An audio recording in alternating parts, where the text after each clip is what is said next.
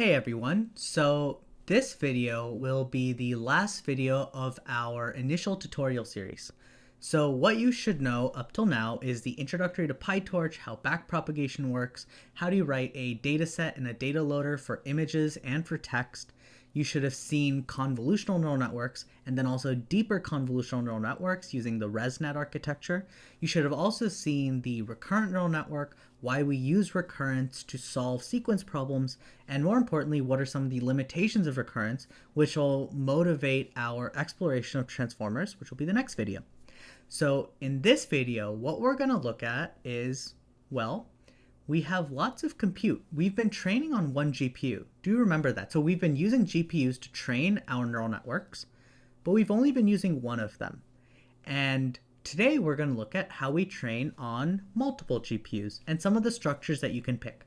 We're going to be picking the most common distributed data parallel method today because it's simple and the most used from what I think. From what I see other researchers using. So we're going to start with that, but do remember that the ideas we're going to be talking about are generic, can be used in all sorts of applications, and this video is especially important because every future tutorial that we're going to be doing where we reproduce the vision transformer or reproduce the diffusion model or look at latent diffusion or look at Roberta or look at any other architecture, we'll be using multi-GPU training to train our model because that's the most practical. And so let's first talk about why we do multi-GPU training and set the stage. So let's open this up. So let's pretend we have a neural network here, right? So we have some neural network, it has some layers, right? We have some layers here. Let's say there's 4 layers in this neural network. And so we knew our neural network has some data, X, goes into the model, and we produce, it goes through every single stage, and it produces an output. And then for backpropagation, we do our chain rollback. So this should all feel very familiar to you. We've talked about this in depth. Here is the problem. We want to train neural networks on GPUs because remember, each of these layers here, is just a matrix operation. And for example, let's call this one weight matrix 1, weight matrix 2, weight matrix 3, weight matrix 4. So this operation here is me just taking X and multiplying it by W1. And then this operation here is taking some intermediate output A and then multiplying it by W2, ... Right? So we're doing matrix operations or matrix multiplications in this case. And the cool thing about matrix multiplications is they're highly parallelizable. And this is why we utilize things like GPUs to do this operation significantly faster than a CPU ever could. And so this process here has a couple problems though. So in a GPU, there's 2 things, and we really haven't talked about this in much detail because this really hasn't been a concern for the types of models we're working on. The main thing we care about is VRAM, right? VRAM or video memory or GPU memory. Basically, how much memory does your GPU have? And this matters because we have some GPU memory here. Let's say this is our VRAM. And 2 things have to be on the GPU memory. The first one has to be the model, right? The model has to be here. But the second thing that needs to be here is the data, right? That interacts with the model. So again, remember, when we do like model is equal to, let's say we had a fully connected neural network called FCNet, right? We've defined our model, but we didn't do a dot to CUDA. So this is creating the model on the CPU, right? On CPU. This is moving the model to the GPU. And then again, remember, in every forward pass of our neural network, we grab some data from the data loader. We'll do for images and labels, right? We'll grab some images and labels from our loader. But then we have to do images is equal to images dot to CUDA. And then similarly, labels is equal to labels dot to CUDA. So this is us taking data that's been batched and sampled on the CPU and moving it to the GPU. So 2 things exist in our GPU memory for training, the model and the data. And so let's kind of think about this in this way. Let's pretend we have this kind of bar, right? This bar that represents our GPU memory. So this is 0% and this is 100%. And let's say we're working with a relatively small model, so we're only using this much of the GPU memory for the model, which means we have plenty of space left over to do our data, right? Plenty of space left over for data. Because again, we train data on batches. Typically large batches are good. And we have plenty of space left over here to actually bring our data into the GPU as well. So this is looking good to us. But what if our model is big? So when we train things like transformer-based models that have hundreds of millions of parameters, what if our model is utilizing this much of your GPU memory? So this is your model. We now have very little space left over for the purposes of our data, right? Very little space left over for data. So the problem now is, if our model takes up too much space, we can only train on small batch sizes, right? Small batch size. So this is a problem, right? We typically want large batch sizes to train our models, right? Things like transformers will have massive batch sizes of maybe 4,000 or 8,000 or something like that. And there's just not enough GPU memory on a single GPU to do this operation. So this is problem number one. We can deal with this using something called gradient accumulation,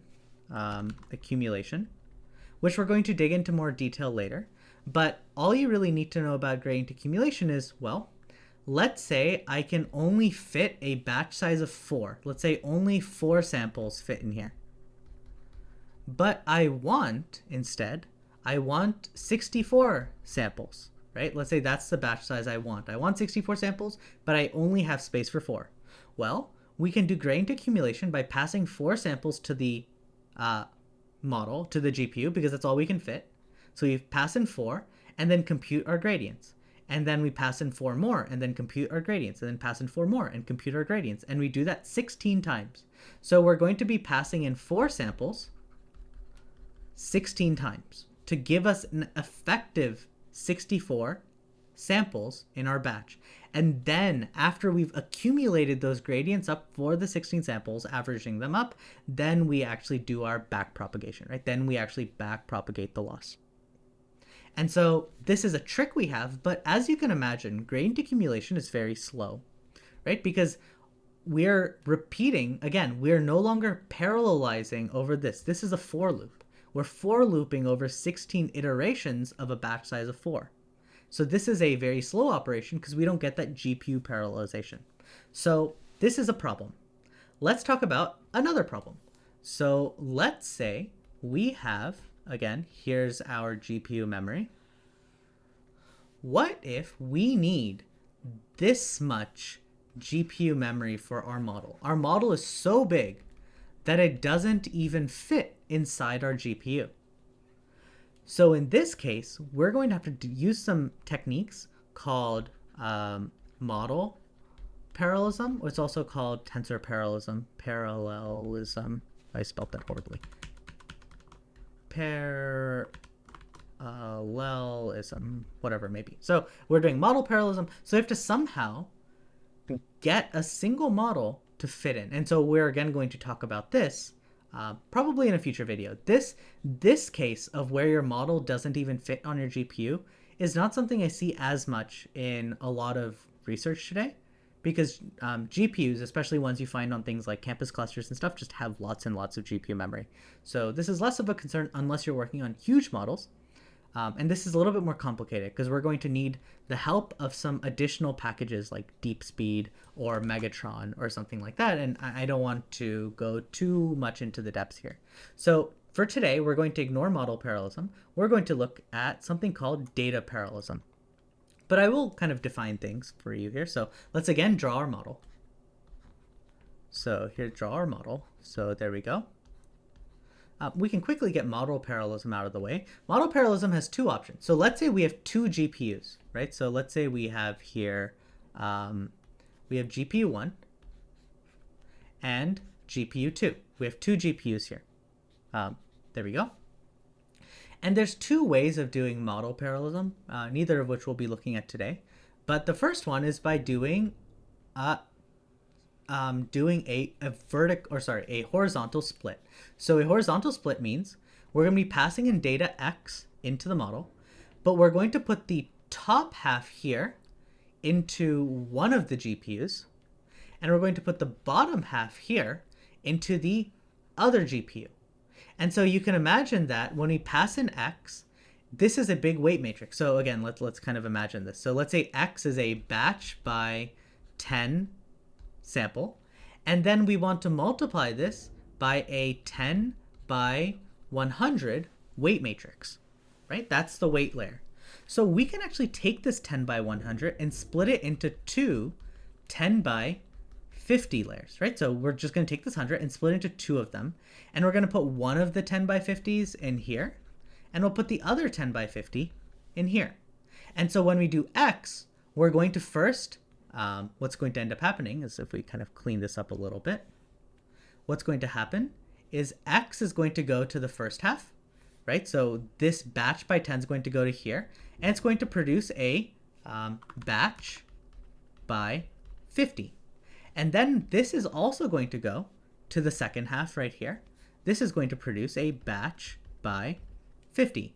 And then both of these GPUs, so both of these are going to output a batch by 50 and a batch by 50. And then both these GPUs can intercommunicate and basically concatenate it together to give you the batch by 100, the actual batch by 100 we wanted. So we can take these two things, concatenate them together, and do a batch by 100. So this is one way of doing GPU parallelism for models. This is not something we're going to be implementing today, but I think it is important to kind of show you the different methods that you can explore if you are indeed working on a model this big. So this is one way. This is actually the preferred way, right? This is preferred because notice that both GPUs are active. They're both doing something at the same time. So this is okay. The more naive way would be something like this, doing a vertical parallelism. So if we split like here, and we put these two layers here and these two layers here, well, notice that when we pass in some X into our data, into our model, first X is going to go to this GPU, right, to do these two linear layers. But notice as these two linear layers are actually doing some operations, right, this GPU is doing some work with these layers here, this GPU is completely idle. This GPU is not doing anything anymore. But then once we're done, right, this has produced some output, right, some output, which is the output of this layer right here. This output can then be sent to the second GPU to do the second two layers. And again, while this GPU is doing work, the second GPU is doing work, this first one is idle. It's not doing anything. So this is not preferred because we want both GPUs to be doing something at the same time. Otherwise, we're just oscillating between one GPU doing work and all the other ones you have not doing anything. So again, another option, but it kind of depends on your use case of what you're trying to do. What we want to talk about instead today, and the most commonly used, is data parallelism, or distributed data parallelism, right? So distributed data parallelism, DDP. And so to do DDP, this assumes that a model fits on your GPU. So a model fits on the GPU. So let's go back to that original case from before. So we have our GPU memory, and let's say we have two GPUs in this case. And let's say this model uses up quite a bit of our GPU memory. And first of all, we create some model, let's call it M, and we're going to take this model M and we're going to copy it into both GPUs. So M is going to go into both GPUs. So we have M right here, but it's the exact same model. It's just two copies of the exact same model. So there we go. Then I get my data X, right? And let's say this can only fit 16 samples. Like we can only fit a batch size of 16 in each one of these things. So what I'm going to do is I have some data X here, and let's say this sample X has 16 samples, in it, right? I grab batches of 16. But what I'm going to do is actually, instead of grabbing 16, I'm going to grab 32. I'm going to grab 32 samples, and I'm going to send 16 to the first GPU, and I'm going to send 16 to the second GPU. So I have 32 samples, but I'm giving 16 to each because only 16 will fit in each. If we try to pass 32 to one of them, then it won't be so happy, right? We will not be able to fit 32 samples on a single GPU. We can just fit 16 of them. So we're going to pass 16 and 16. And we're going to do exactly what we always do. We're going to take these 16 samples, and these 16 samples are going to pass through this model, right? So we're going to pass it through this copy of the model. And then these 16 samples is going to pass through this copy of the model. And again, remember, these two models are identical to each other. They're currently exactly the same with the same weights, the same everything. And we're going to compute gradients, right? We're going to backpropagate computer gradients. And then remember how I mentioned before, doing gradient accumulation is basically me passing, let's say, 4 samples to this, and then 4 more, and then 4 more, 16 times. Every single time accumulating the gradients of the weights, right? Accumulating up the gradients of those weights. But here we have a for loop because we need to repeat this operation 16 times. Here, what I can do is I can compute the gradients on the first GPU, compute the gradients on the second GPU, and then I can transfer this gradient information over from the second GPU to the first GPU, accumulating them. This is doing my accumulation. So what I've done is I've processed 32 samples at the same time, 16 at a time at the same time. So this is no longer for looping through 16 samples at a time, one at a time. We're doing both of them at the same time. But then the second GPU can send that gradient information to the first GPU. The first GPU will then backpropagate, compute the brand new weights here. But now we have a problem. The weights in the first GPU and the weights in the second GPU are different from each other, right? Because we've updated on the first GPU. So then, once again, we're going to take the new weights that we've computed on the first GPU and send them back to the second GPU. So we're going to just do a copy operation here. So this is a very clear way of doing, this is effectively what our distributed data parallel is. And the benefit here is, let's say we can only fit 16 samples on each GPU. So we can only do 16 per GPU. Well, what if we have 16 GPUs, right? If we have 16 GPUs, well, now we have 256 samples, right? We now have an effective batch size of 256 across all 16 GPUs at the same time. And the cool part is we can actually do DDP and accumulation at the same time. So for example, let's erase all this. Again, we can only fit 16 samples at a time. So what I'm going to grab is, let's say, 32 samples. Actually, let's do it again. Let's do 64 samples. Right? We're going to grab 64 samples. We're going to split these into 32 and 32. And then we're going to split these again into 16, 16, 16, and 16. So we have our 4 sets of 16. So we're going to pass the first 16 to the first GPU and the first 16 to the second GPU.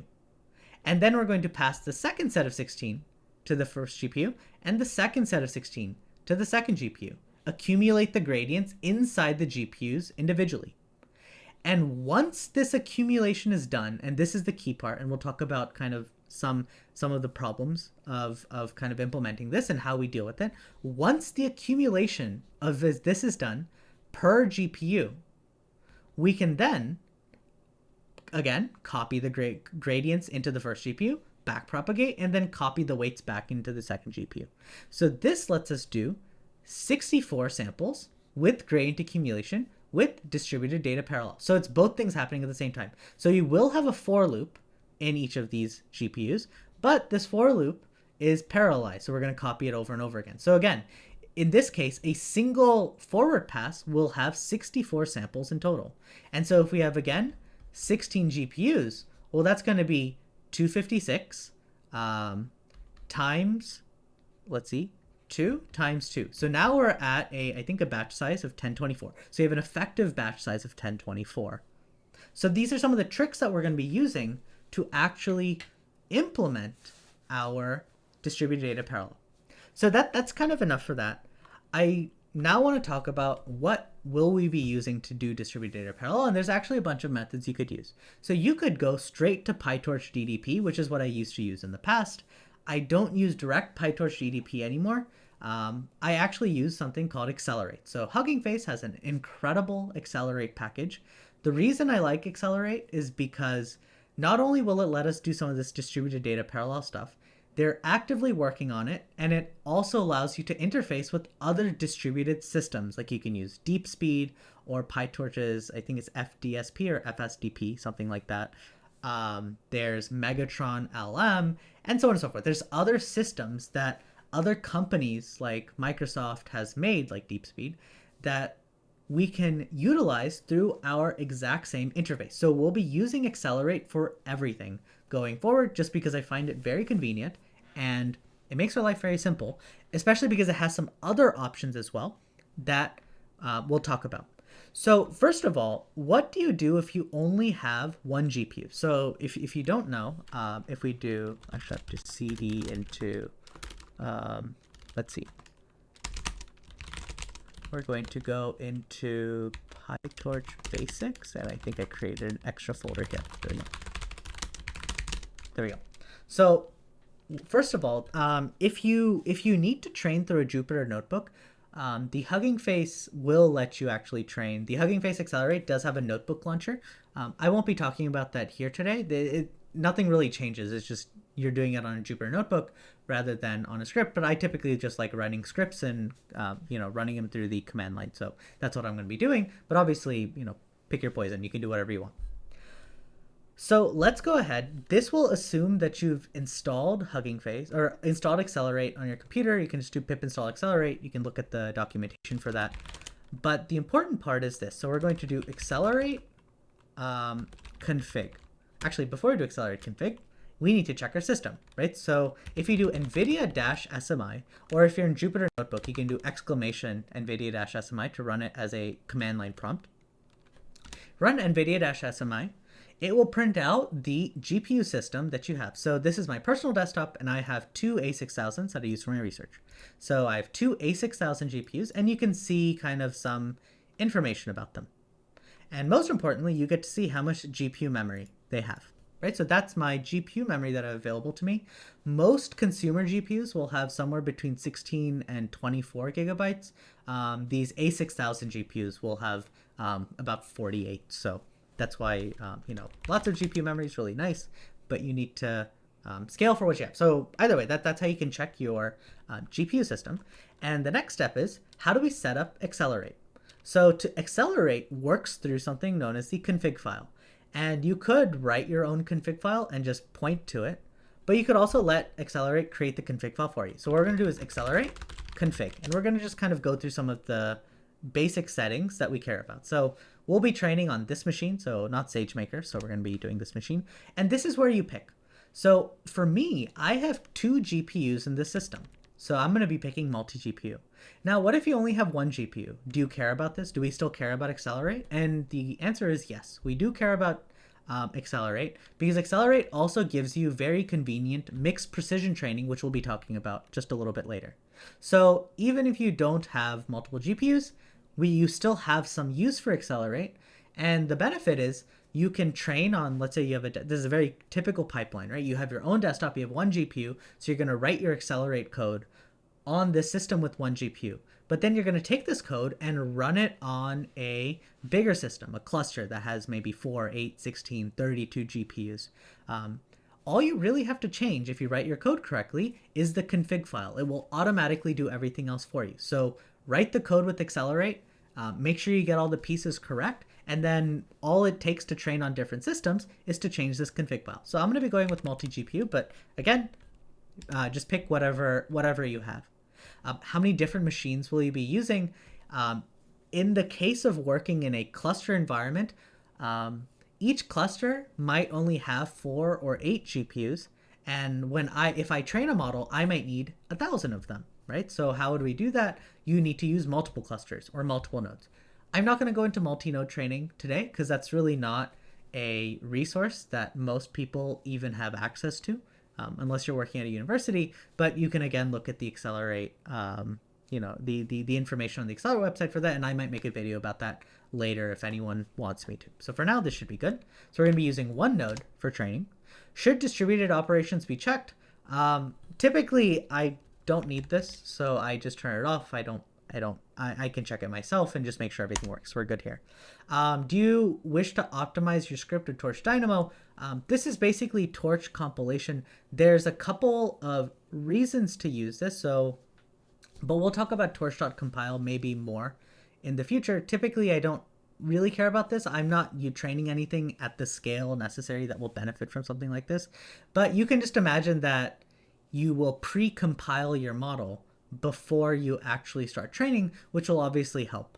And so you can go look at the torch.compile documentation to learn more about it. Torch Dynamo will do that for you. So there you go. So do you want deep speed? Again, we're not going to be doing any model splitting or tensor parallelism or any of that. So we don't need deep speed. We don't need FSDP from PyTorch. We don't need Megatron LM. And now the important part, how many GPUs should be used? If we specified a multi-GPU, that we have a multi-GPU environment, then we need to say that I need 2 GPUs. If you just selected that you have no distributed training, then this won't be a question you're asked. So we're going to say 2 GPUs, and then it's going to ask which GPU IDs do you want to use. If you do NVIDIA SMI, you'll notice there's some indexes on the GPUs, so GPU 0 and GPU 1 in my case. If you're working on a server with 8 GPUs, then you'll have 0 through 7. And so if of those 8 GPUs, you only need to use 4 of them, then this is where you'd identify which of those GPUs you'd use. I just need 0 and 1, but if you had 7 and you can only use 2, 3, 4, 5, then you just provide it whatever it should be. We don't need NUMA efficiency. I don't actually know what that is. Okay. The most important part is mixed precision. So I'm going to do a little bit of a talk on this before we keep going. But what I want to talk about is precision, some of the problems with FP16 and why BF16 is great. Although bfloat16 is only supported on NVIDIA's Ampere and above architecture. So you need something, I think, starting from basically the 3000 series cards to do that. So let's talk about bfloat16 and what precision is. So if you've never heard of the term numerical precision, you can imagine it this way. So we have float 32. Actually, let's do something better than this. Green is too green. Let's do float 32. You can imagine numerical precision is how many numbers can I represent? And the higher the floating point, the more types of, so in this case, we can represent 2 to the power 32 different numbers, basically. Something like that, right? So it'd be negative 2 to the 31 to positive 2 to the 31. So we include negative numbers as well. So float 32 is how many numbers we do. And so 32-bit precision is more than enough for basically most operations out there. Most things are using 32-bit precision. And for neural networks especially, this seems to be perfectly fine. It's not really a concern it's not something we have to worry about. This seems to be fine. Except for a problem.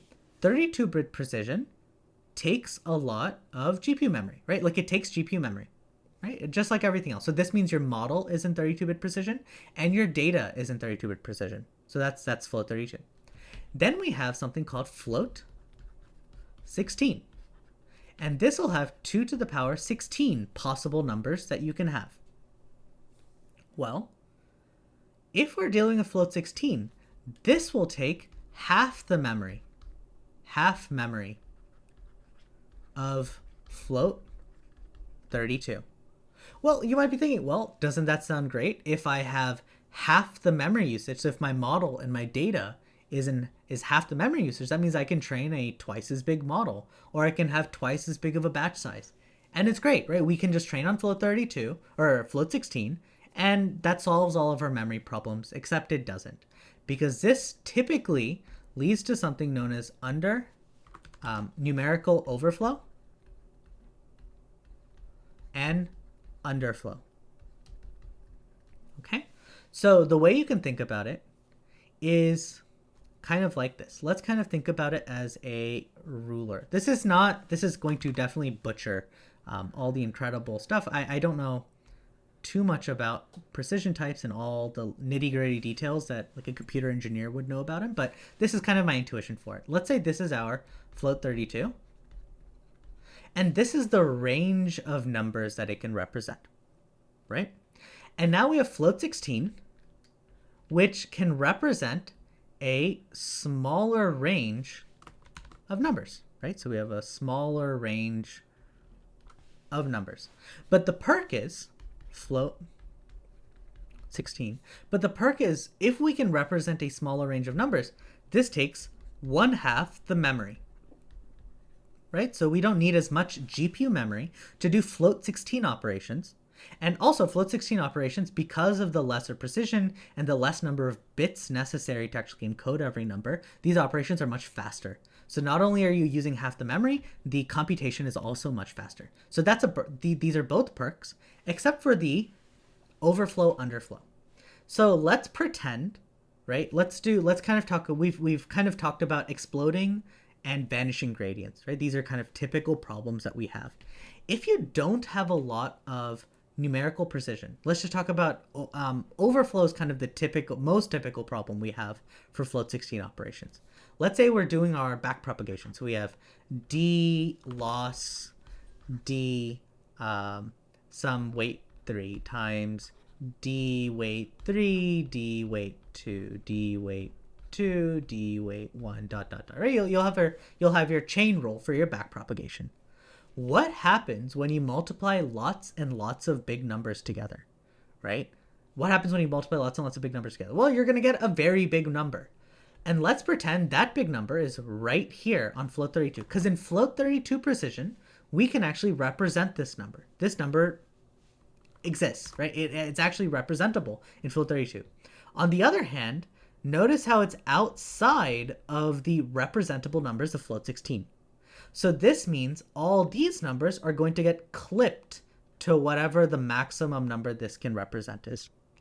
Similarly, if you had a very negative number, you're going to get clipped to whatever this can be. And this can cause extremely unstable training, right? Similarly, underflows, numbers that are close to 0, right? Numbers that are, if you had 0.000001, something that you could represent in float 32, because there's enough precision to have so many zeros, will just get clipped to 0, right? It'll just clip because we don't have the numerical precision to encode such small numbers. So this is where we have overflows and underflow problems, right? And this is just a typical problem that is caused by our backpropagation, because we know backpropagation can either provide really big numbers at the beginning of training or really small numbers. And if we don't have the float 32 precision, well, then we can't really encode those numbers, and we get very bad training. And what the typical symptom you'll see is an NaN loss. Basically, it'll throw a NaN loss, and it'll stop training altogether and just fail, because it basically says, I don't know what this number is, I don't have the precision for it, I can't do it. So this is a problem, okay? So we have float 16. Now let's talk about the solution. And this is a solution that I think was initially introduced in the like the tensor processing units, the TPUs that Google uses, but I'm actually not sure about where BF stands. But BF stands for brain float, so brain float 16. So we have bfloat 16. And this is most definitely not exactly what's happening in bfloat 16, but again, this is the intuition for it, so I think it should be good. Imagine bfloat 16, for first of all, has half the memory of float 32 again, right? So of F32. So again, we have the same memory benefits and the compute benefits of float 16, but bfloat 16 actually doesn't have the same problems, especially with overflows like float 16 does. And the reason is we can try to do we can actually try to take our numerical representation and chunk it. So kind of like this. So let's kind of do this.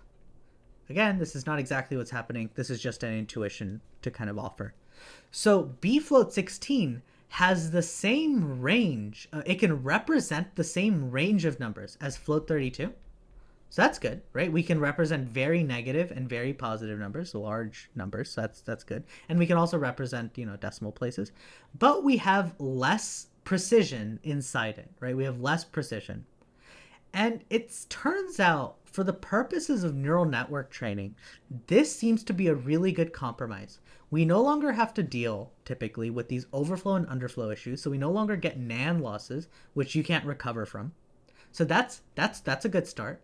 But even though we don't have this intermediate position that we would in float32, that slight interpolation doesn't seem to affect neural networks all that much. So this still works out super well.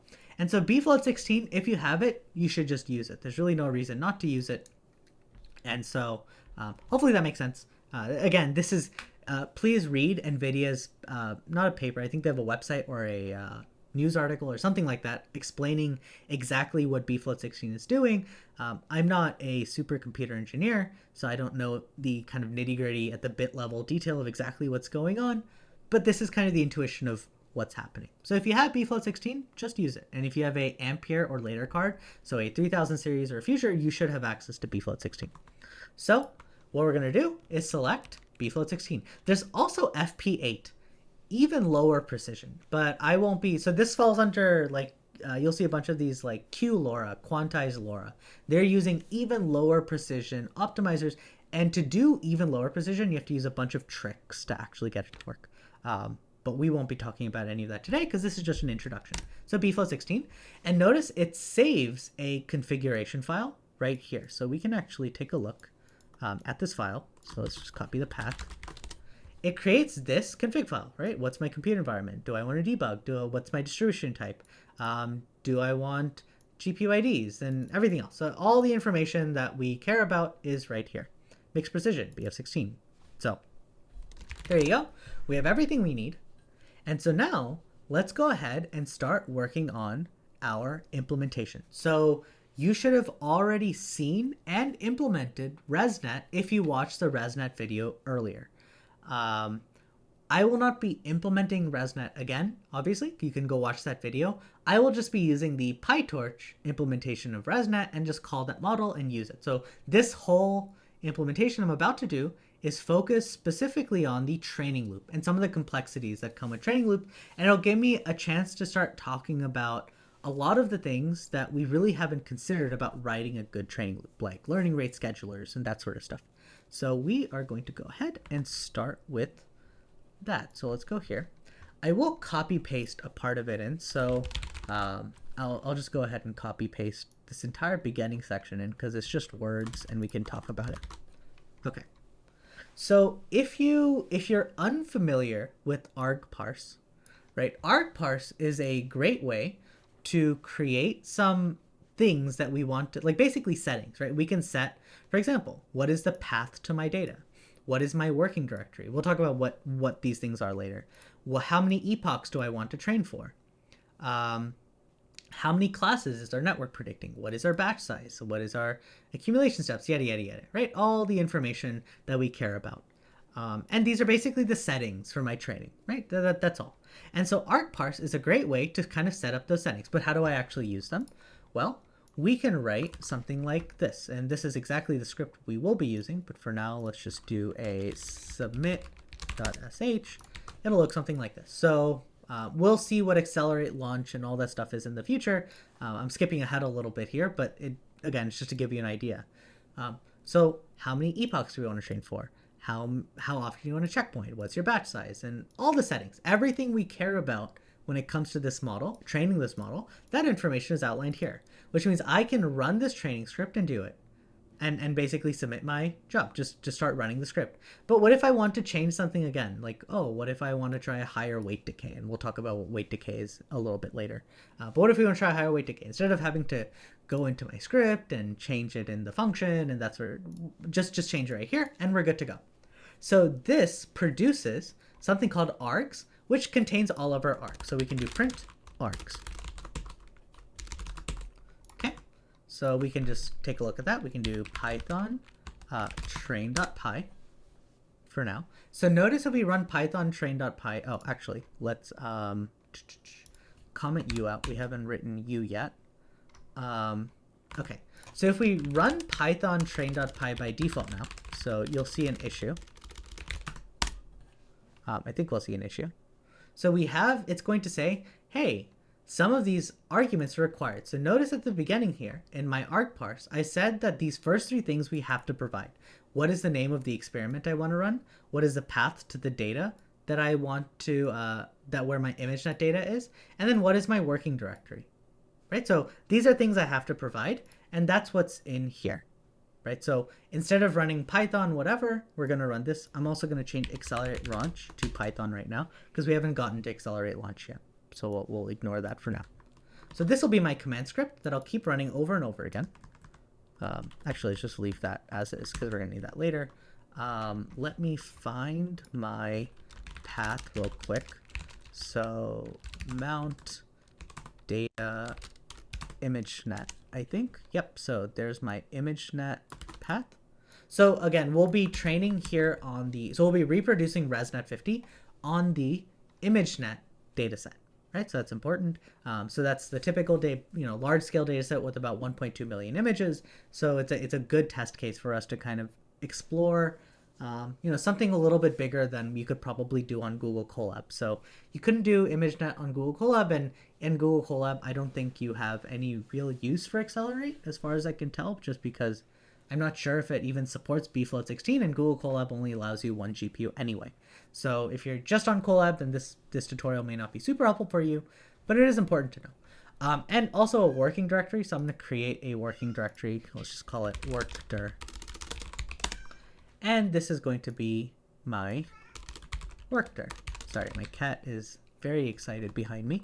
All right, so workdir. So this is my arguments, and so let's go ahead and run it. And again, we're going to go into more detail about what each of these things are because we're going to have to use all of them in just a bit. So now we can run bash submit.sh, and it will print out arg. So these are all of my arguments for this specific training run. It's what we'll be using. So now that we have that, let's start working on everything else that we need. So the first step is always to initialize the accelerator. So the Huggingface Accelerator is what, again, will be doing all of the multi-GPU stuff for us. And so we imported that right here. From accelerate, import accelerator, right? So we're going to need that. So let's go ahead and do that. We're going to do first path to experiment. I typically like all the logging for different runs to be saved. So I'm just going to create the path to where that experiment will be saved, and that's going to be between os.path.join. It's going to be between the args.working directory, right? So args.working directory gives me basically this, right? args.working directory will give me workdir. And then I want to put in here args.experiment name. So print. So you can see, I won't make this too long, but again, just so you can see. Right, so this is where I will be storing my thing. And let's actually change the name, and you'll see, let's just do ResNet reproduce. So it doesn't replace other files I have, and you'll see why later. Okay, so there we go. We have path to experiment, and we're good to go. So we're going to do accelerator is equal to, it'll be the accelerator class that we did, and we just have to provide it a couple of pieces of information. First, the projector path to experiment. Okay, so there's our project directory. And then what we need to provide it is the gradient accumulation steps. So when it comes to the gradient accumulation steps, we can either, like we'll do today, just let Huggingface do the accumulation for us, and we'll kind of use their context manager for it. We can also do it manually, which when we implement, I think, wave to vec later on together, we'll just do it manually just for convenience because there's just little annoying things. But for now, we're going to try to use the Accelerate platform as much as possible. So we're going to do args.gradient accumulation steps, right? So there we go. That's gradient accumulation steps. And then log width. So there's actually lots of places you can log to. I like to log to weights and biases. So if you're a TensorBoard person, then feel free to use TensorBoard. They have, I won't be covering TensorBoard today because I don't use it or like it that much. I just like weights and biases. If you don't know what weights and biases is, just look them up. It's a great place to effectively store training information as it's happening. It's also an online thing, so it doesn't run locally. It's just, you log into it online. The main perk, for me at least, for weights and biases is I train a lot on a Slurm machine. So it's a cluster that's on campus, and I train a lot on that thing. So when I do train on that, before weights and biases, if I don't use weights and biases, and for the only way for me to see, like, how is my training going? Are things working? Did something break? That sort of stuff. The only way to see that information is by SSHing back into the cluster and then checking there, which means if I'm out or don't have my laptop or my desktop on me, then I can't really do that in any convenient way. If I log to weights and biases, I can just log in online and just look on the website and see how training's going, and gives me all the information I need.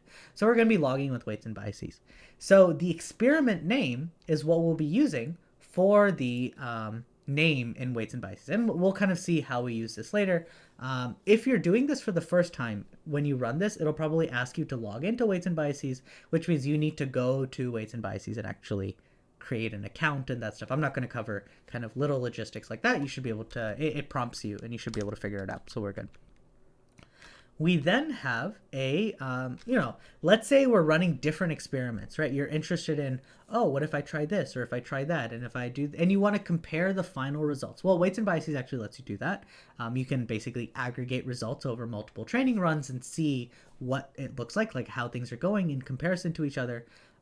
But to do that, we need to keep track of our, the thing we changed, what we changed between each one. So we can create something called experiment config. I'm not going to put anything important in here, but we'll put some stuff in here. So epochs, so args.epoch. So this experiment config will tell me, okay, for this specific training run, how many epochs am I training for?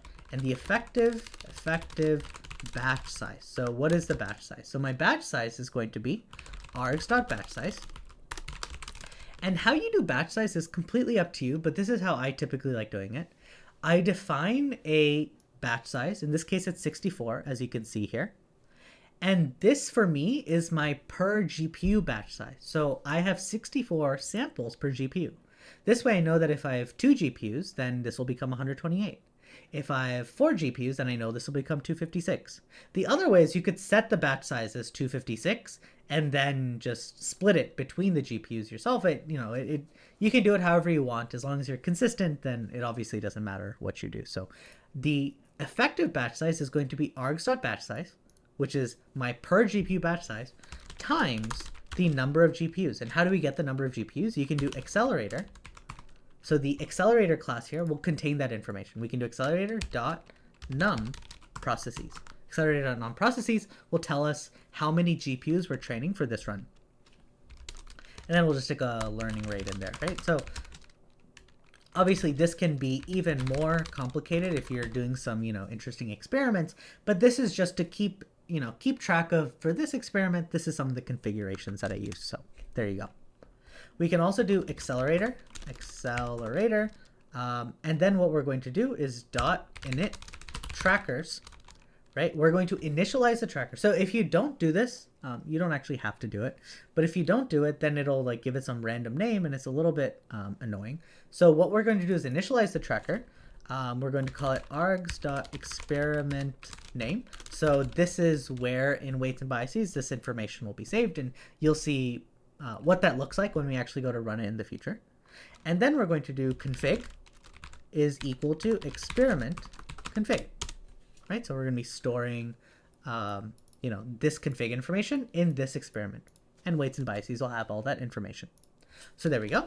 We've set up weights and biases.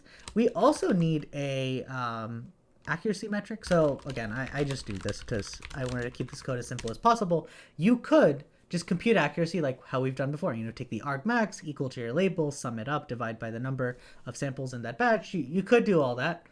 Or we can go ahead and just use the accuracy function. So I imported from TorchMetrics. If you don't have TorchMetrics, it's super convenient. They have literally every metric you'd ever care about, from segmentation stuff to all sorts of stuff. They have everything. We're just going to use simple accuracy today. So we're going to do function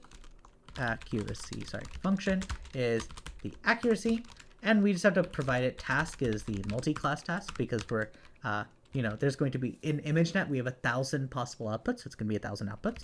Num classes is going to be args.num classes, right? So in my arguments, I stored it ahead of time, somewhere in here. Num classes, how many classes is our network predicting? Again, ImageNet has 1,000 of them, so there you go.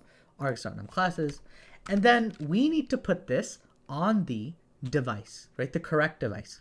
So one thing, actually, this is probably important to do. Let's do hello world. I guess I didn't show this. Let's, we can leave all this, it doesn't matter. Let's do this. So we right now have Python train.py to run the script. Okay, good. So let's go ahead and run it. Bash Python, or sorry, not bash submit.sh, right? So this is going to run Python train.py. It's going to log into weights and biases. Again, if you don't have it, it's going to prompt you to log in here. And it did some stuff, and we'll look at all of this later. But there you go. We have a single hello world printout. And actually, we don't really need any of this weights and biases right now. So let's just make this none just to keep it cleaner. So let's just run that one more time. We're just ignoring it, but there we go. Hello world, right? That's my printout. But this is running only on a single thread. Like, it's only happening once. So when we go to do accelerate launch in the future, and I'm just trying to prove a point here. We're not going to use accelerate launch just yet, but if we run with accelerate launch, and accelerate launch is how we actually run. So instead of doing Python train.py, we're going to do accelerate launch train.py, which is a context manager to actually run this on multiple GPUs. So this is how we do it. I think for DDP in the past, you'd use like torch run or something like that. And I think accelerate launch and torch run are basically the same thing, something along those lines. But so we're going to run it with accelerate launch instead. So now if we run bash submit.sh, you're going to notice something interesting happen. Notice how, ignore this, right? We didn't actually do anything, so that's why it's throwing a warning. Notice how it printed out hello world twice. It printed it out twice because we have 2 GPUs. So this script here is running twice. You can imagine it's running on each GPU independently, which is kind of neat. So this accuracy function needs to be sitting on the correct GPU of where the script is running. And we can do that as .to accelerator, which keeps track of everything, .device. So accelerator.device, and we can print out. Let's just do that right here. So we can do accelerator.device, hello world, right? So there we go. So if we run this now, again, this is a little weird to wrap your head around because we're just used to running a script, and there you go. But notice here, we have hello world on CUDA 0, the first GPU, and hello world on CUDA 1, the second GPU. This means that if you had 16 GPUs, this would print out 16 times, right? So just keep that in mind. If you only want to print things out once, which in most cases you do, you can use accelerator.print. So accelerator.print by default will only print on your main device, which is CUDA 0. Okay, so again, just little nuances just to keep in mind, but effectively this script will be running multiple times or in parallel. It's going to run once on every GPU. And so accelerator.device will identify which GPU this current thread is running on. And that's all. Again, we used earlier accelerator.num processes is how many GPUs. This is which GPU. And there we go. So that's our accuracy metric, which also needs to be sitting on the GPU. So there we go. We have it. Now we're going to load the model, right? Load model. So to load the model, we're just going to be using the ResNet50 model that PyTorch already offers. So we can print out the model, nothing crazy. We're again back to just doing Python. So it won't run it twice, but there we go. That's our model. And see how our model has a output of 1000. 1000 is a default, right? So this has been already, granted, this is not a pre-trained model, but this model is meant to be trained on 1000 image classes. So there we go. But we do need to change that, right? What if we only had 2 outputs or 4 outputs? So we can do if args.num classes does not equal to 1000. So if we don't have 1000 classes, then we can do model.fc is nn.linear. If we look here, it has 2048 input. So you should have seen this when we did AlexNet a few videos ago. So we're just going to take this linear layer, swap it out with input 2048. So that doesn't change, but our output will just be the number of classes. So we're going to do nn.linear 2048 input, and we're going to have args.num classes as our output. And there we go. That's how we're loading our model. we now need to set transforms for training and testing. So this kind of starts to get into some of the details for training specifically.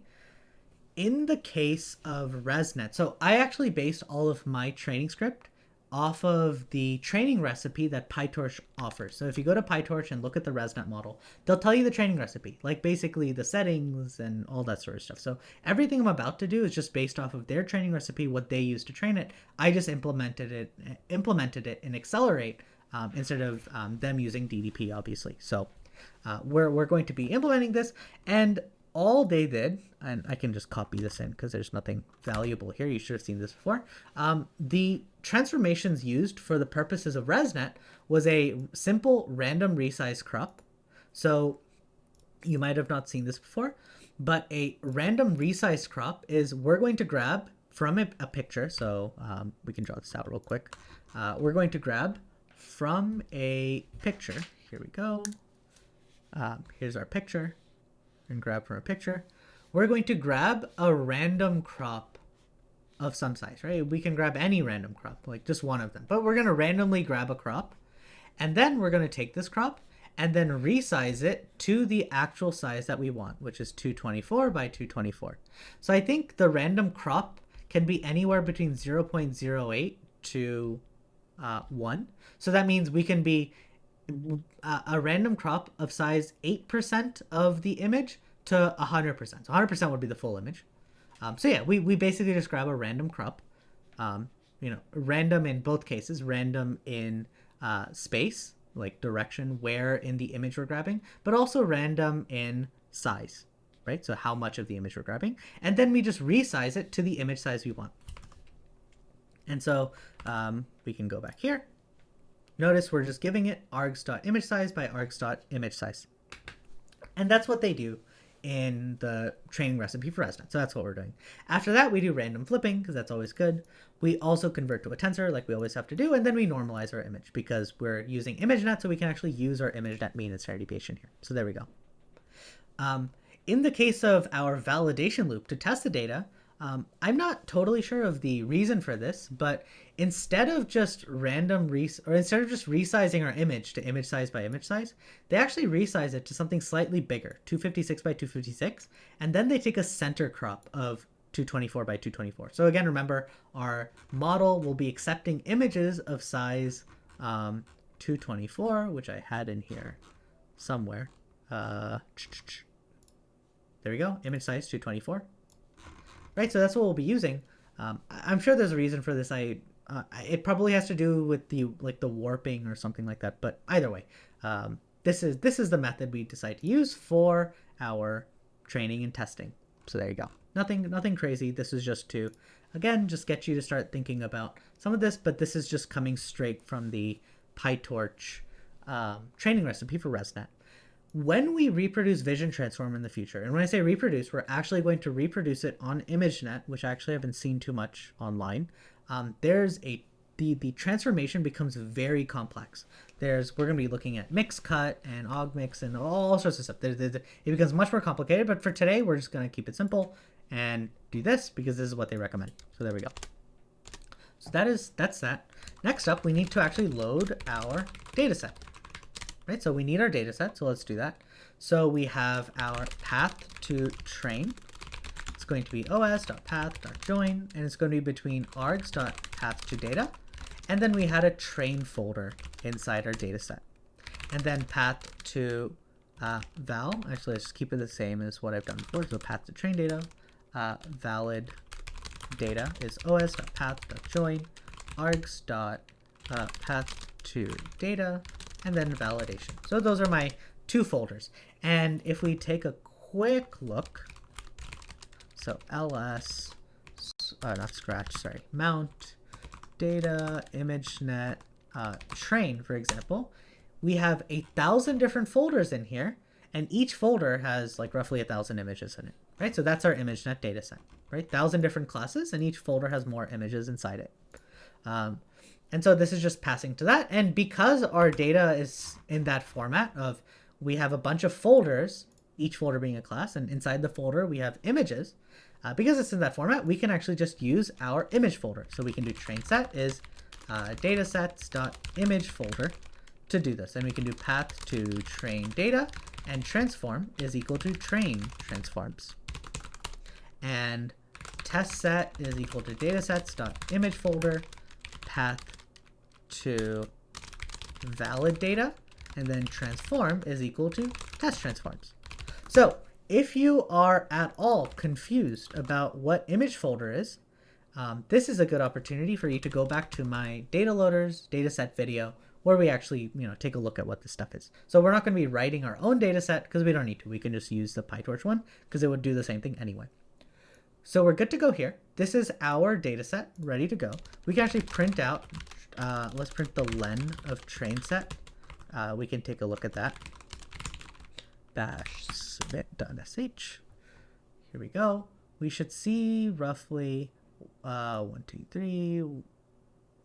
So we see 1.28 million images in our dataset, which makes sense. That's ImageNet, right? So it's over a million images in our dataset. That's good. Now we're going to do our set up our data loader. And this is where it becomes a little bit complicated, and complicated in the sense that everyone has a different way of doing it. As long as you're consistent, then it'll be fine. But you just have to make sure you're consistent. That's all. So the first step is our batch size, right? What is our batch size? So we're going to do create something called mini batch size. And the way to think about it is this. So what we're doing is we are grabbing here. If we look right here again, we have a batch size of 64 per GPU, right? So this is our per GPU batch size. But let's say we're doing 2 gradient accumulation steps. Let's say our GPU can only fit 32 samples. We can't fit 64. So to get to 64, we have to accumulate twice. We have to accumulate 32 twice to get to 64. Well, then our batch size, our effective batch size, like the batches we'll be grabbing from the data loader, won't be 64. It'll be 32, right? So that's the thing. So what we're going to be doing is we're going to be grabbing 32 samples at a time from our data loader, and then just keep track and then update our model every 2 grabs. So we're only going to actually update the model every 2 batches. So again, you can do this however you want. The other option is you can grab 64 samples at a time and then chunk it up yourself, but there's no reason to do that. It's just easier to do it this way, I think. So we're going to go with how I do it right now, but you're free to obviously do it whatever is comfortable for you. So args.gradient accumulation steps. So we're doing, if our batch size was 64 and we had 2 steps, this is integer division. So our mini batch size, the batch we'll be grabbing from our data set will be batches of 32 in that case. But for now, we only have a gradient accumulation step of 1, so this doesn't really matter, but either way. So we're going to do train loader is going to be a data loader on our train set with a batch size equals mini batch size, what we computed. Obviously, we want to shuffle when training, so that's there.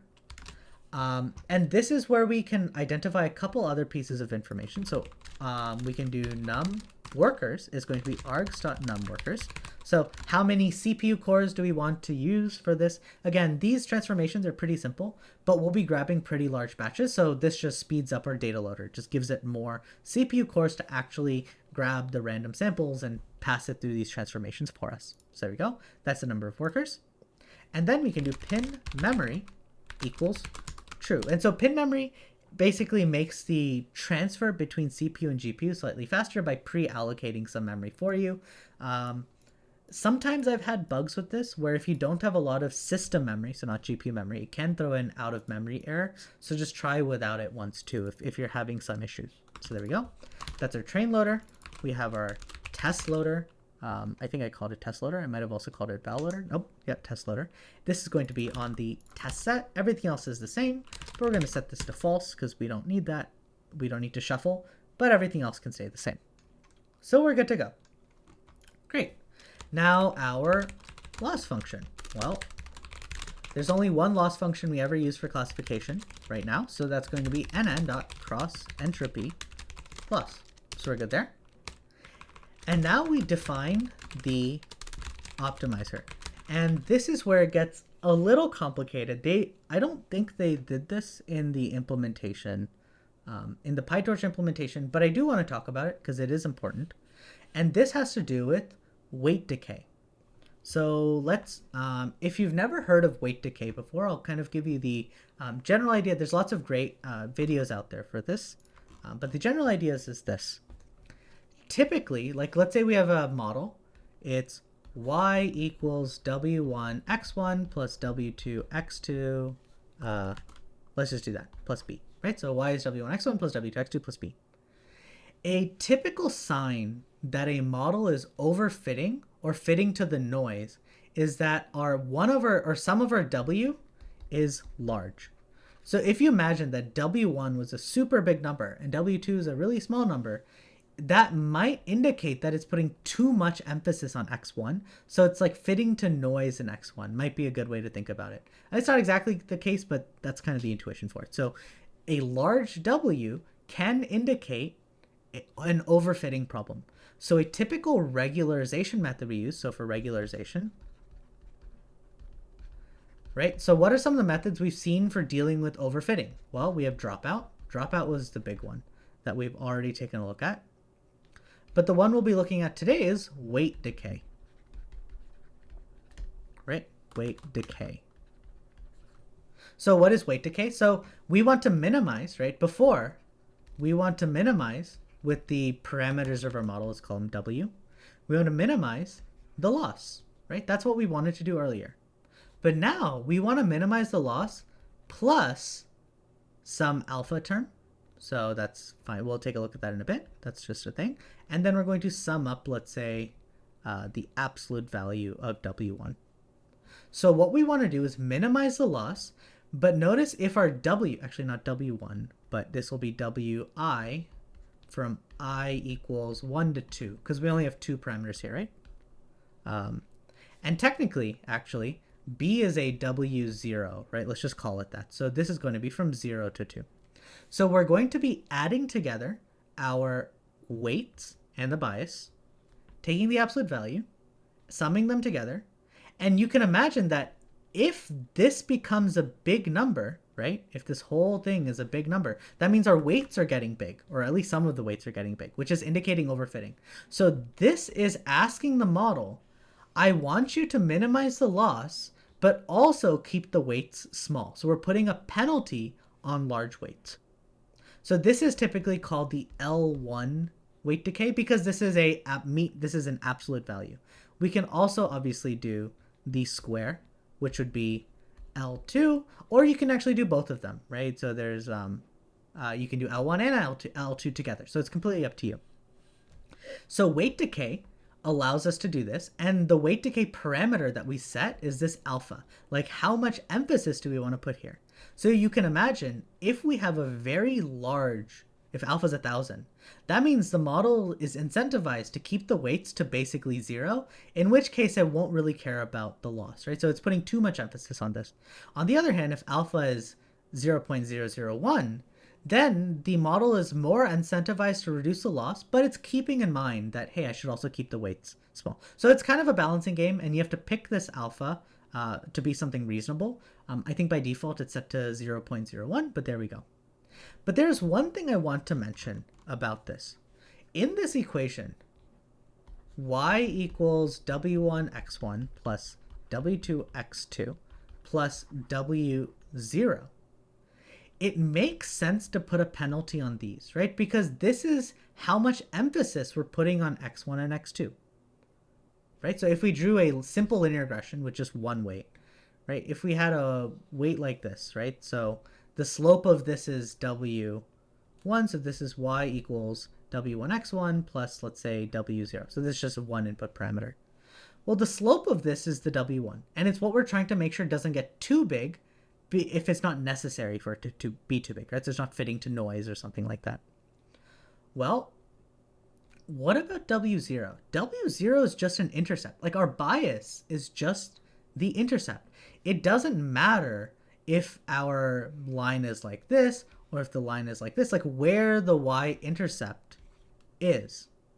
So it doesn't make sense to, if we have a large bias or a small bias or a large negative bias, whatever the bias may be, it doesn't really say anything about the overfitting of the model, right? It has nothing to do with it. So what we're going to do is we could just directly apply weight decay to our model and it'll work just fine. But what I want to do is apply weight decay only to the weights and ignore it on the bias. And I don't think it gives any meaningful gains in this case. I'm only doing this for teaching purposes, so you can actually see how we create something known as optimizer groups, right? So let's go ahead and do that. So we're going to do, I have some flags here that I kept. So I have two flags here. Let's see. I have bias weight decay and norm weight decay. So this is by default false, right? So we don't want to apply weight decay to our bias, and we also don't want to apply weight decay to our normalization weights and biases. So this has to do with our batch normalization, right? We don't want to apply it to batch norm either, because again, if we're just normalizing data, the mean and standard deviation, it doesn't really matter if the mean is a large value or if the standard deviation is large. It's just what the data is, right? It's whatever the mean and standard deviation of the data is. So we typically don't want to apply the weight decay to our normalization parameters and our biases. So let's go ahead and do that. Because by default, it will, if we just use the optimizer, so let's do the default optimizer. Optimizer is equal to torch.optim, and we'll be using the stochastic gradient descent optimizer, which is what the paper decides to use. So we're going to do that. We're going to optimize model.parameters.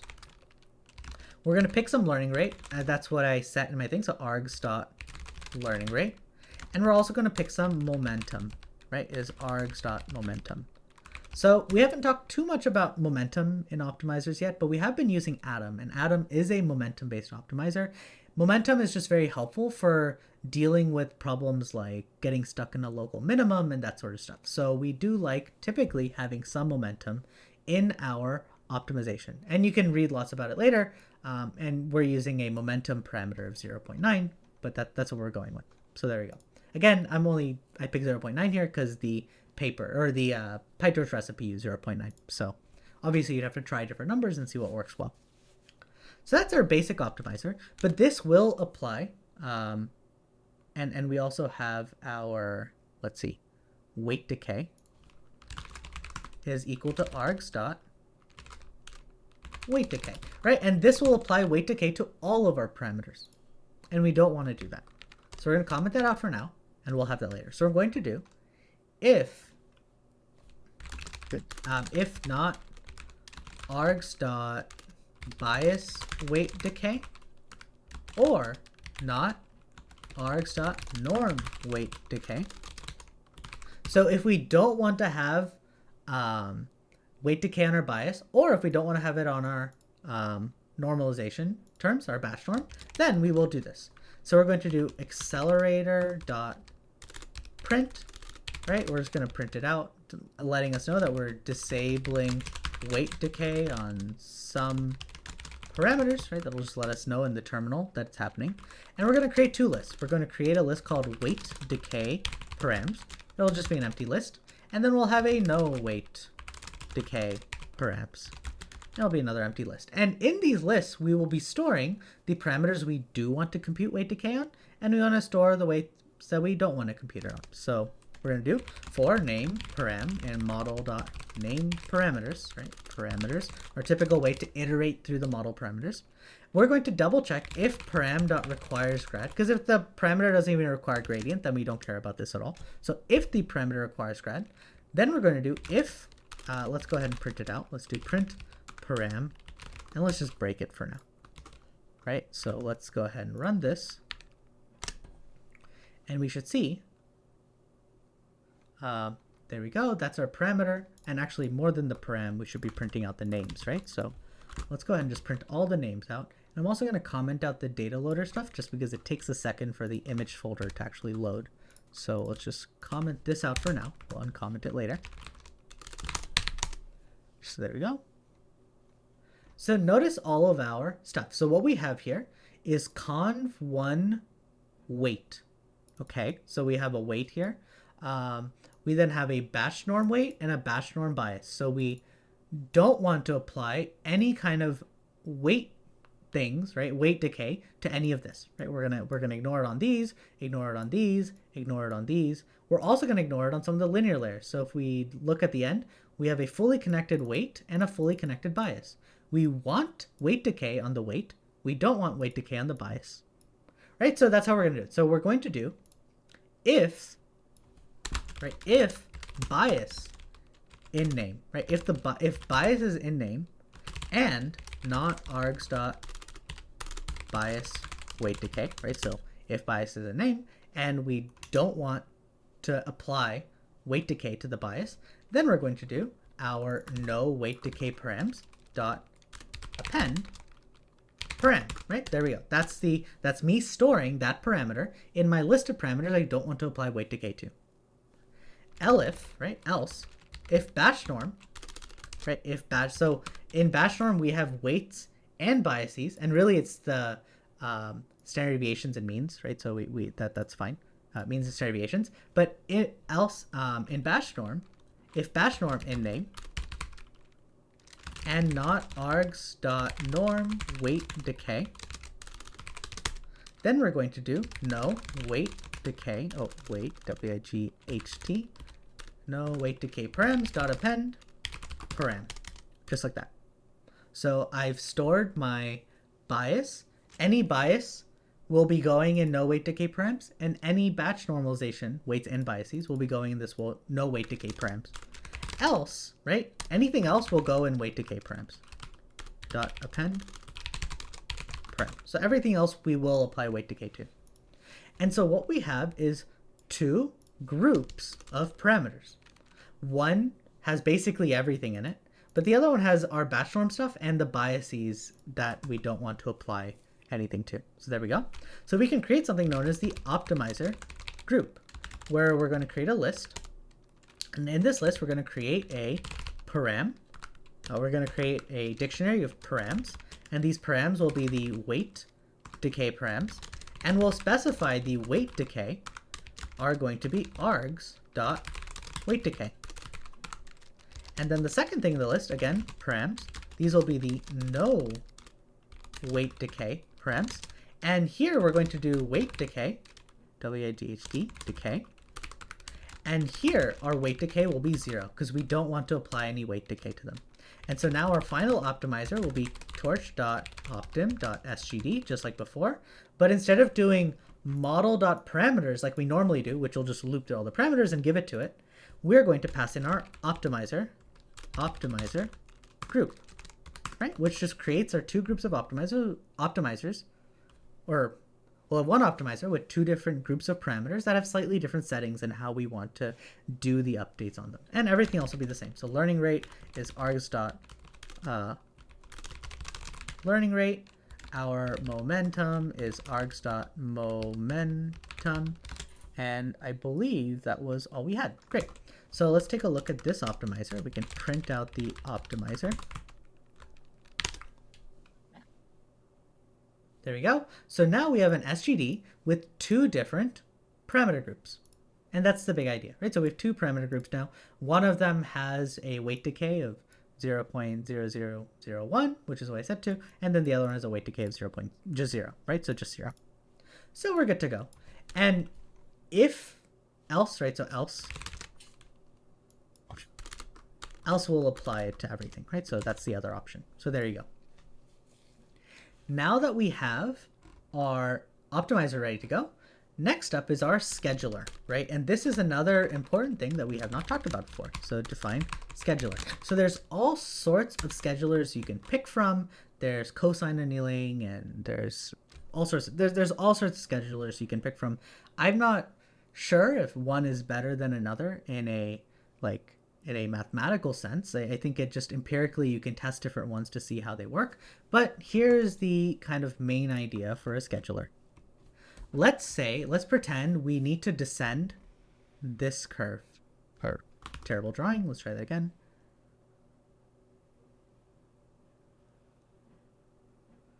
Right? Let's say this is what we're trying to descend. So just like normal, right? We're going to do gradient descent, and we're going to take some step size, right? Let's say this is our the learning rate determines the step size. And let's say this is the step size, right? So we're going to go from here to here. Again, another step here to here, another step here to, actually, let me make this drawing a little bit more believable. Let me draw a better case, sorry. So let's just do this. So we're going to do here.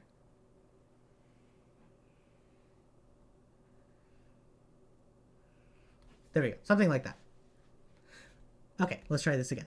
So we're going to start here, and we're going to take a step, right, by some alpha, some learning rate, right? So some learning rate, so there we go. Take a step. Let's take a bigger step so it's more obvious. So let's take a bigger step. So we descended the curve, we're going here. We descend the curve, we're going here, and it's like, hey, we can continue descending the curve, but it looks like our step size is too big and we skipped over. And then it decides, I want to keep going here. And then it might get stuck, right? Like it will try to continue. It could try to go back up, but then it'll go back down again because it's gradient descent after all. So notice how because of this large step size, we kind of skipped over an opportune moment to just continue descending this curve. And this is a bit of a problem, right? The step size. So, well, we could try one thing.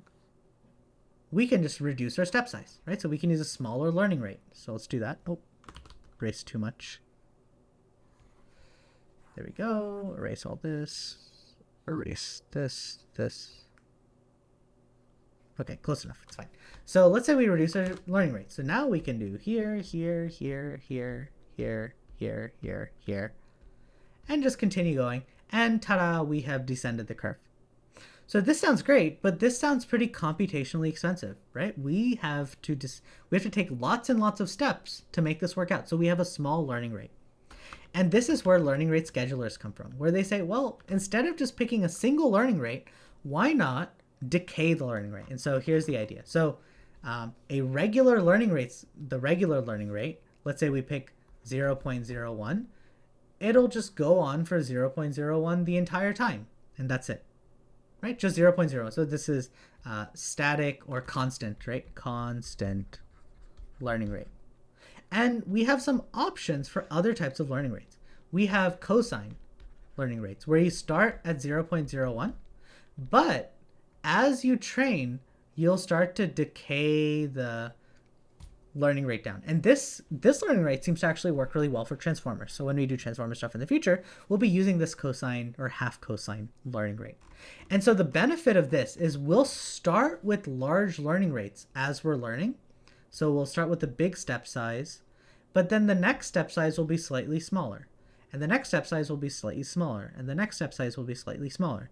And so we'll, in less steps, actually start descending this curve.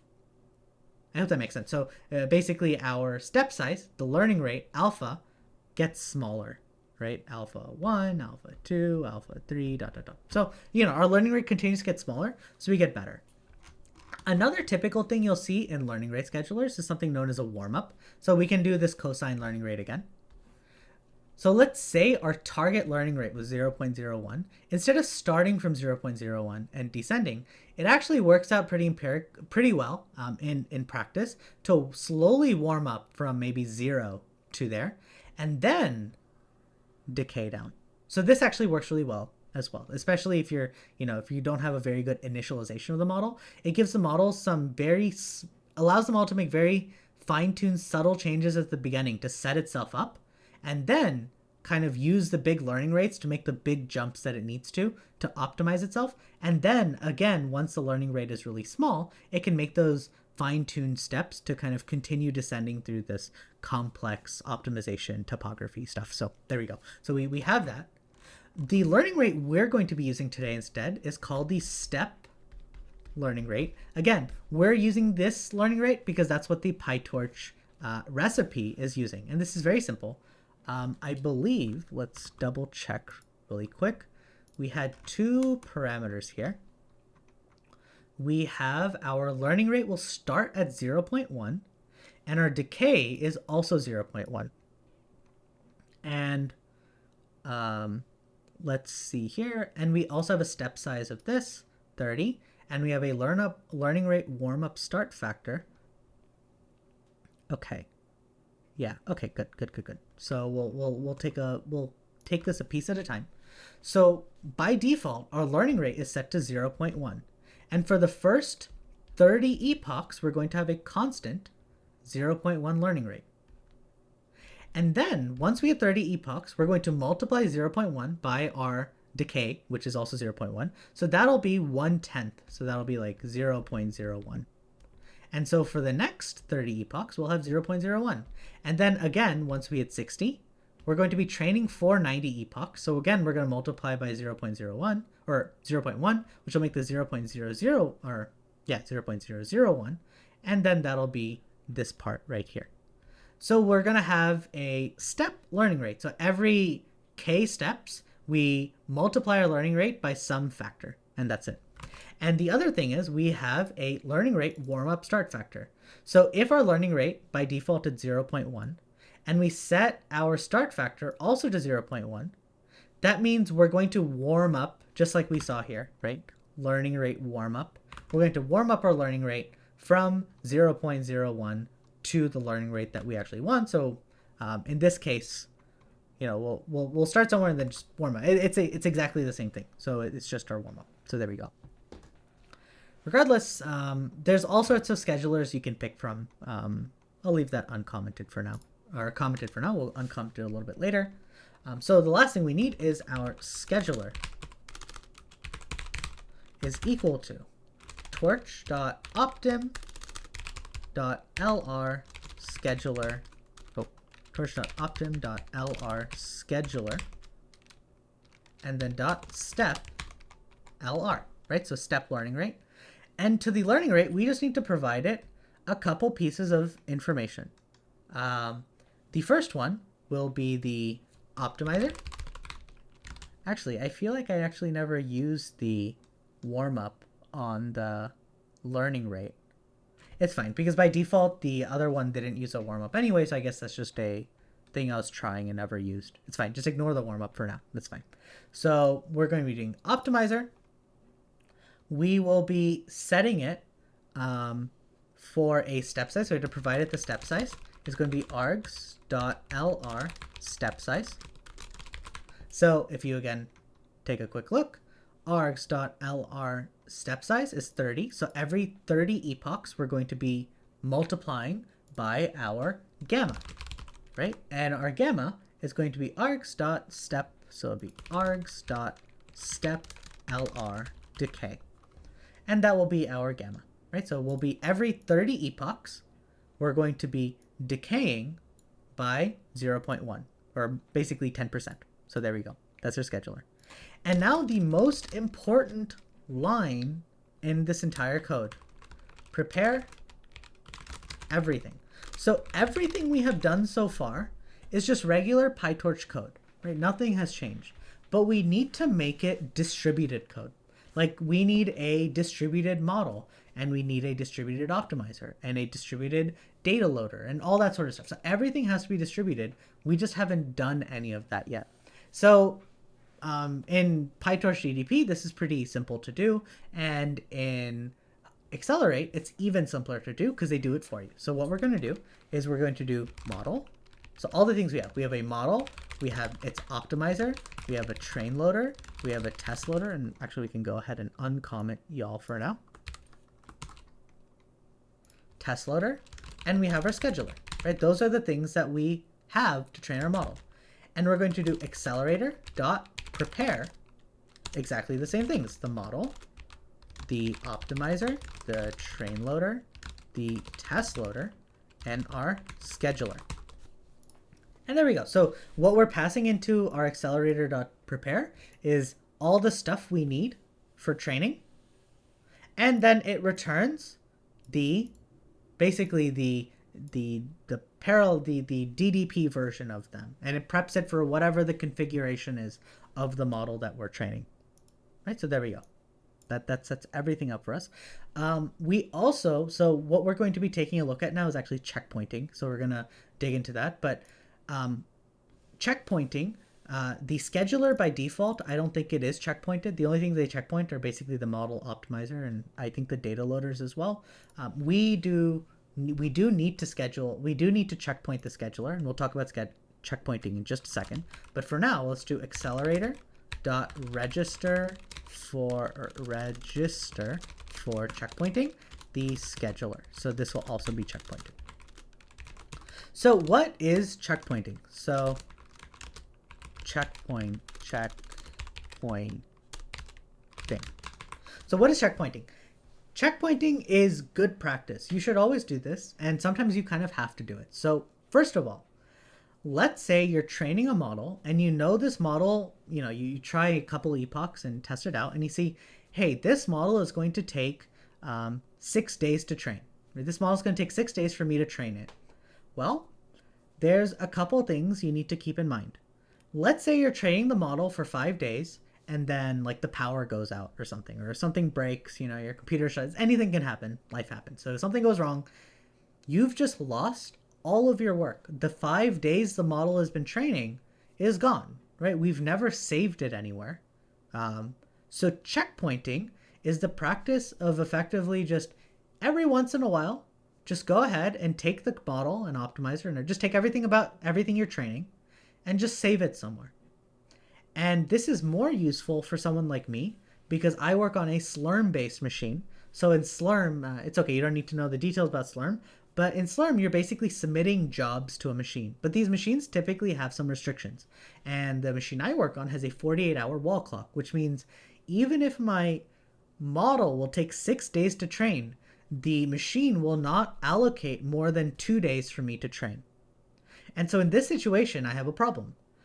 What I need to do to fix this is, well, why not, as the model's training, just every once in a while, just save the training stuff, like save the current iteration of the model. I know it's not the final model. We're not done training yet.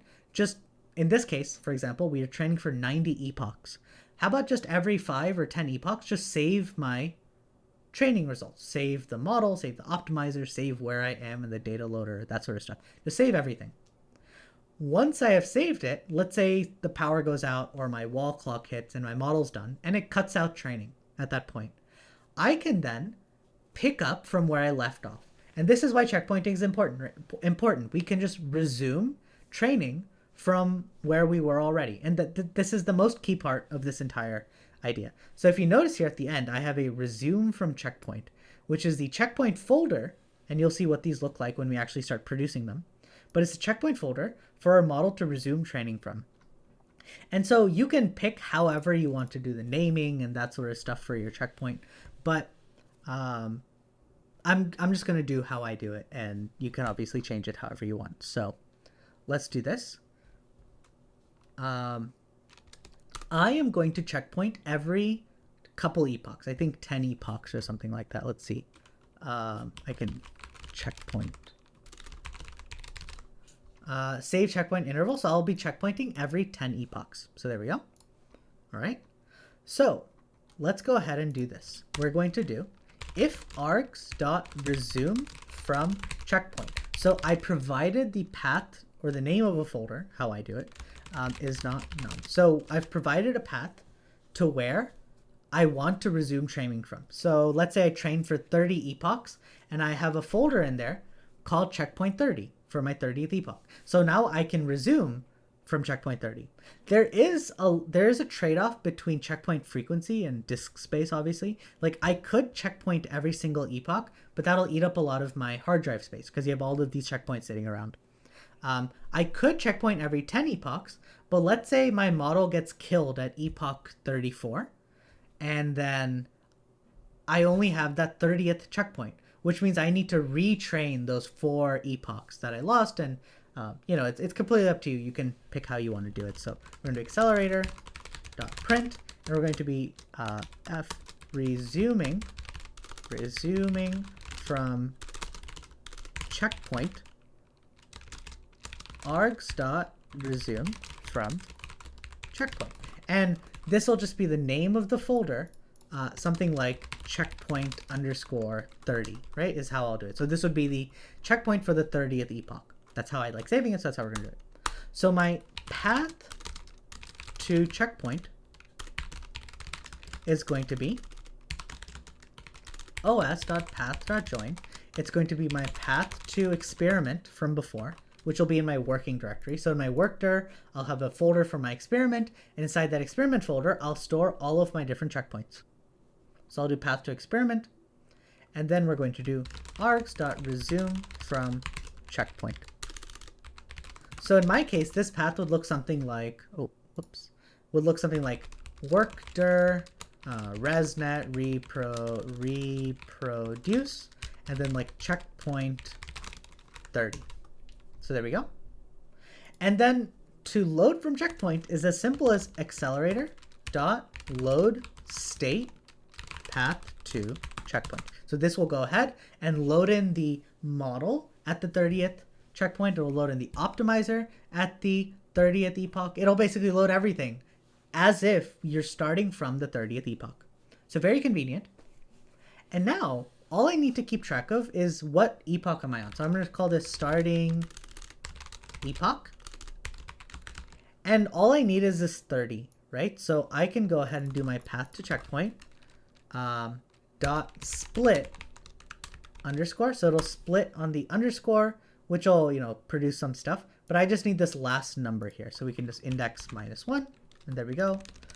And once I have that, I just need to make sure it's an integer, right? So there we go. I'm converting it to an integer, and this will tell me what epoch I'm currently starting from.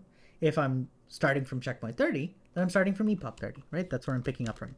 Else, if I'm not resuming from checkpoint, then my starting epoch will be 0, right? We're just starting from the beginning. So there we go.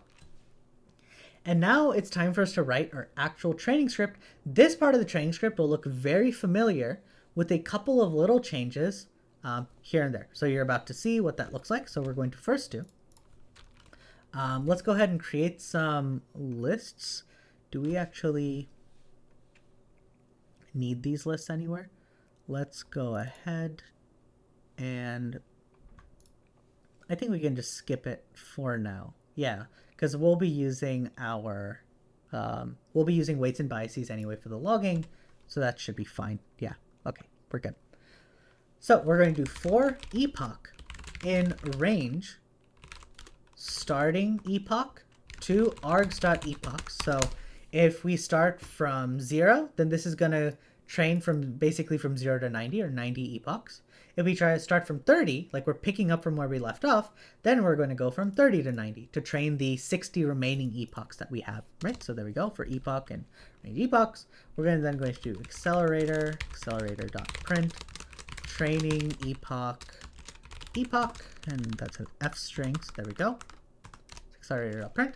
And we just need to create some lists to store everything. So we're going to do train loss is an empty list, test loss, and then train acc, test acc. And we're also going to store something called accumulated loss is 0 for now, and accumulated acc is also 0 for now. And let's call it the same as I have it here. So accuracy. There we go. And you'll see why we need those in just a second.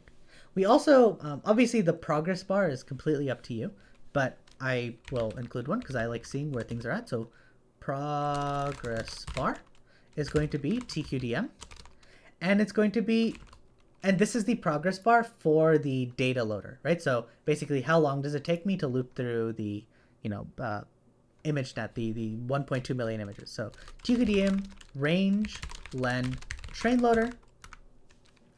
But there's one thing to keep in mind here. If our batch size, for example, let's just draw this out. Again, you don't have to do this. This is just however, as long as you're consistent, you can do it however you want.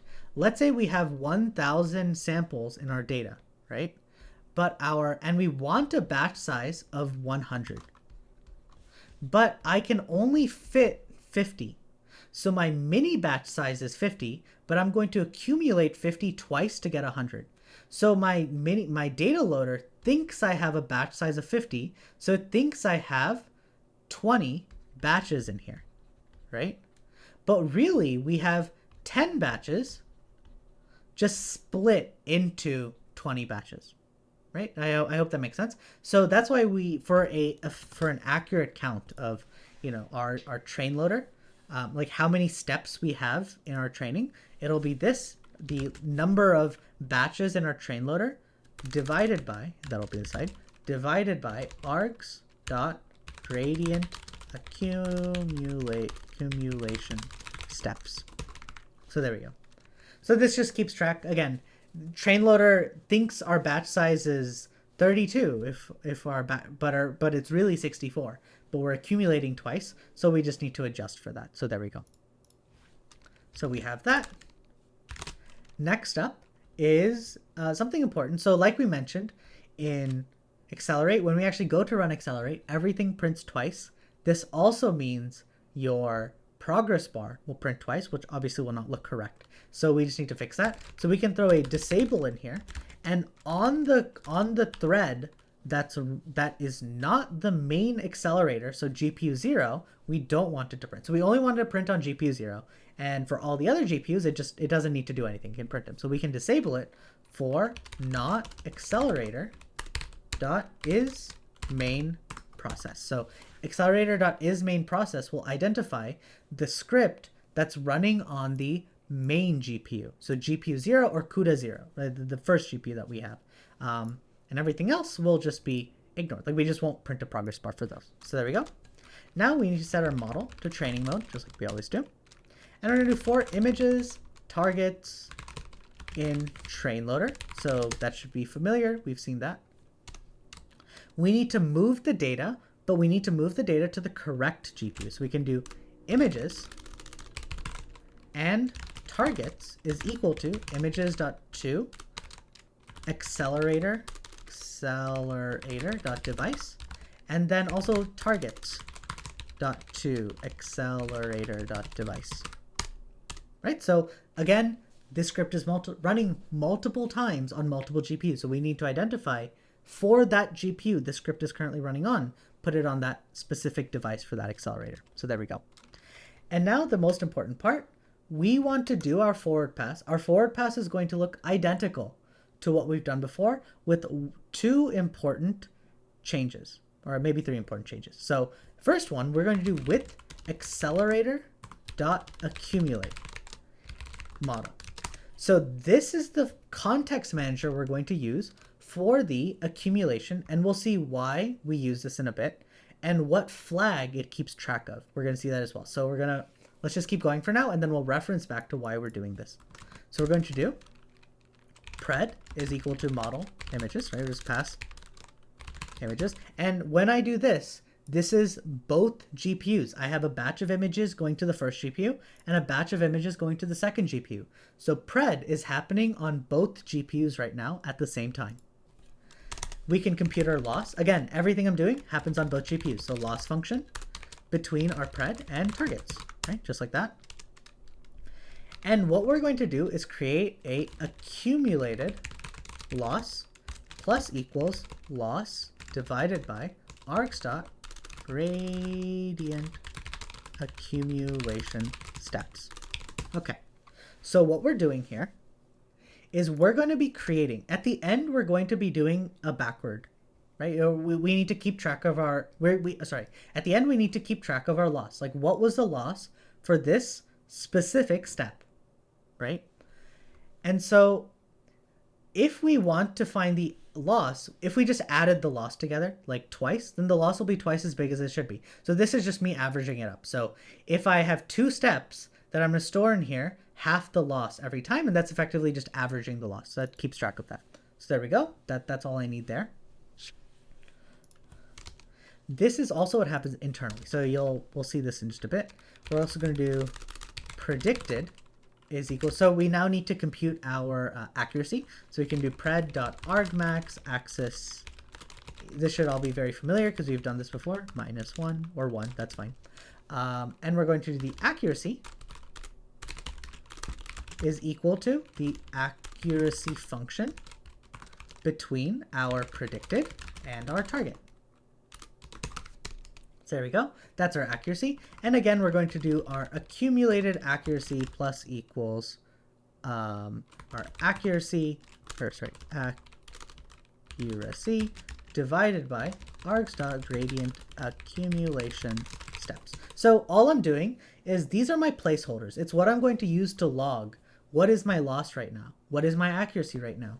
But if we have multiple steps that we're doing, we need to average it up to kind of store it in here. Otherwise, for example, if our accuracy is 60% on the first forward pass and 70% on the second forward pass, then if we added it together, that would give me 130% here, which doesn't make any sense. So I just need to average it up. So we're just scaling it by the gradient accumulation steps. So there we go. Now it's time to compute our gradients. So this is now compute gradients. And before we did loss.backward. This is not what we want to do anymore. We want to do accelerator.backward loss. And this is very important for a couple of reasons. The first one being it will actually scale the gradients for us, and also it'll check for things like mix precision overflows and underflows and scale it and just handle all of it for us. And we don't have to think about it too much. But this is the correct way of doing it. So this will, again, for our 2 GPUs, which we have right here, we're passing one batch, assuming we're doing gradient accumulation, we're passing one batch to each GPU and then computing the gradients. And that's the first step. So we're passing one batch to each GPU, computing the loss, and then computing the gradients. And it's as simple as that. Now, we know it's good practice to always clip your gradients, right? So we don't have any gradient explosions. So we can do if accelerator, and okay, maybe I should, yeah, I guess now's a good time to talk about this. So you can do if accelerator.sync gradients. So this is important. So this flag here actually, or this context manager here is actually managing this flag of sync gradients or don't sync gradients. And this is the main idea. When we're doing gradient accumulation, right? So we have 2 GPUs here. And let's say we have data 1 and data, not do data, let's just do X, right? So we're passing data. So we have X1, X2, and then we have X1, X2, right? So, and let's call this for GPU 0 and for GPU 1. And so first step is we pass X1 to here, and we pass this X1 to here, right? We're passing data to our GPU, to our model in each GPU to do it. And then we compute our gradients, right? So then we compute our gradients after that. So that's gradient for the first set of samples. Oops. There we go. Here is the problem and what the accumulate context manager is doing. At this point, we do not want these GPUs to talk to each other. We don't need them to talk to each other. We don't need the gradient information from the second GPU to go to the first GPU yet, because we're not done. We still have more stuff to send to these GPUs to accumulate up. So now we're going to send the second set of data to here and the second set of data to here. And we're going to accumulate on a second set of gradients. So plus delta 2. And let's again put 1 or 0, 0 for the first GPUs and then 1, 1 for our second GPUs. So we've accumulated our gradients from both batches. Now that the accumulation is done, now we want the second GPU to push its gradients up to here. So the first GPU has access to the accumulated gradients across all 4 batches, right? All 4 batches. And then once the weights are updated here, we'll then copy these weights back. The problem is these operations copying, so inter-GPU operations are slow, very slow. Like extremely slow. Slow in context to how fast within GPU operations are, right? Inside a GPU, things are very fast. Between GPUs, things are not that fast, right? Because you have to go through the PCIe block or maybe the NVLink of your GPUs. So we want to avoid as many of these inter-GPU communications as possible and only do them when we need them. And we only do them when our accumulation is done, when we're finally done accumulating. And this with accelerator.accumulate model keeps track of how many forward passes did we do. So if we had 10 accumulation steps, it will keep track that we have 10 different forward passes happening. And then once the 10th forward pass happens, it'll say, okay, accumulation is done, and now I can synchronize gradients. So this accelerator.sync gradients is my flag saying, are we synchronizing gradients or are we not synchronizing gradients? And if we have 10 steps, for 9 of them, we will not synchronize gradients, but on the 10th one, when we're done, we will synchronize gradients. So when we are ready to synchronize gradients, and all this gradient synchronization, by the way, is handled for you automatically. In this accelerator.backwards.loss, once it notices that, hey, I've done enough accumulation steps, it's time to synchronize, it will go ahead and do that synchronization for you by copying the gradients over and copying the weights back. So that's a big idea. So accelerator.sync gradients is the flag that gets toggled between basically true and false for are we synchronizing now or are we not synchronizing now? And the accelerator.accumulate is what changes that toggle. We can also do this manually, right? I can do this manually by setting, like by toggling this myself, which we'll do in a future video for a slightly more complex implementation where we need some more control over the accumulation. But for now, this is more than enough. So we're gonna, if we're synchronizing gradients, like we're ready to synchronize gradients, that means this accelerator.backward loss has already accumulated all the gradients from all the other GPUs into our first one.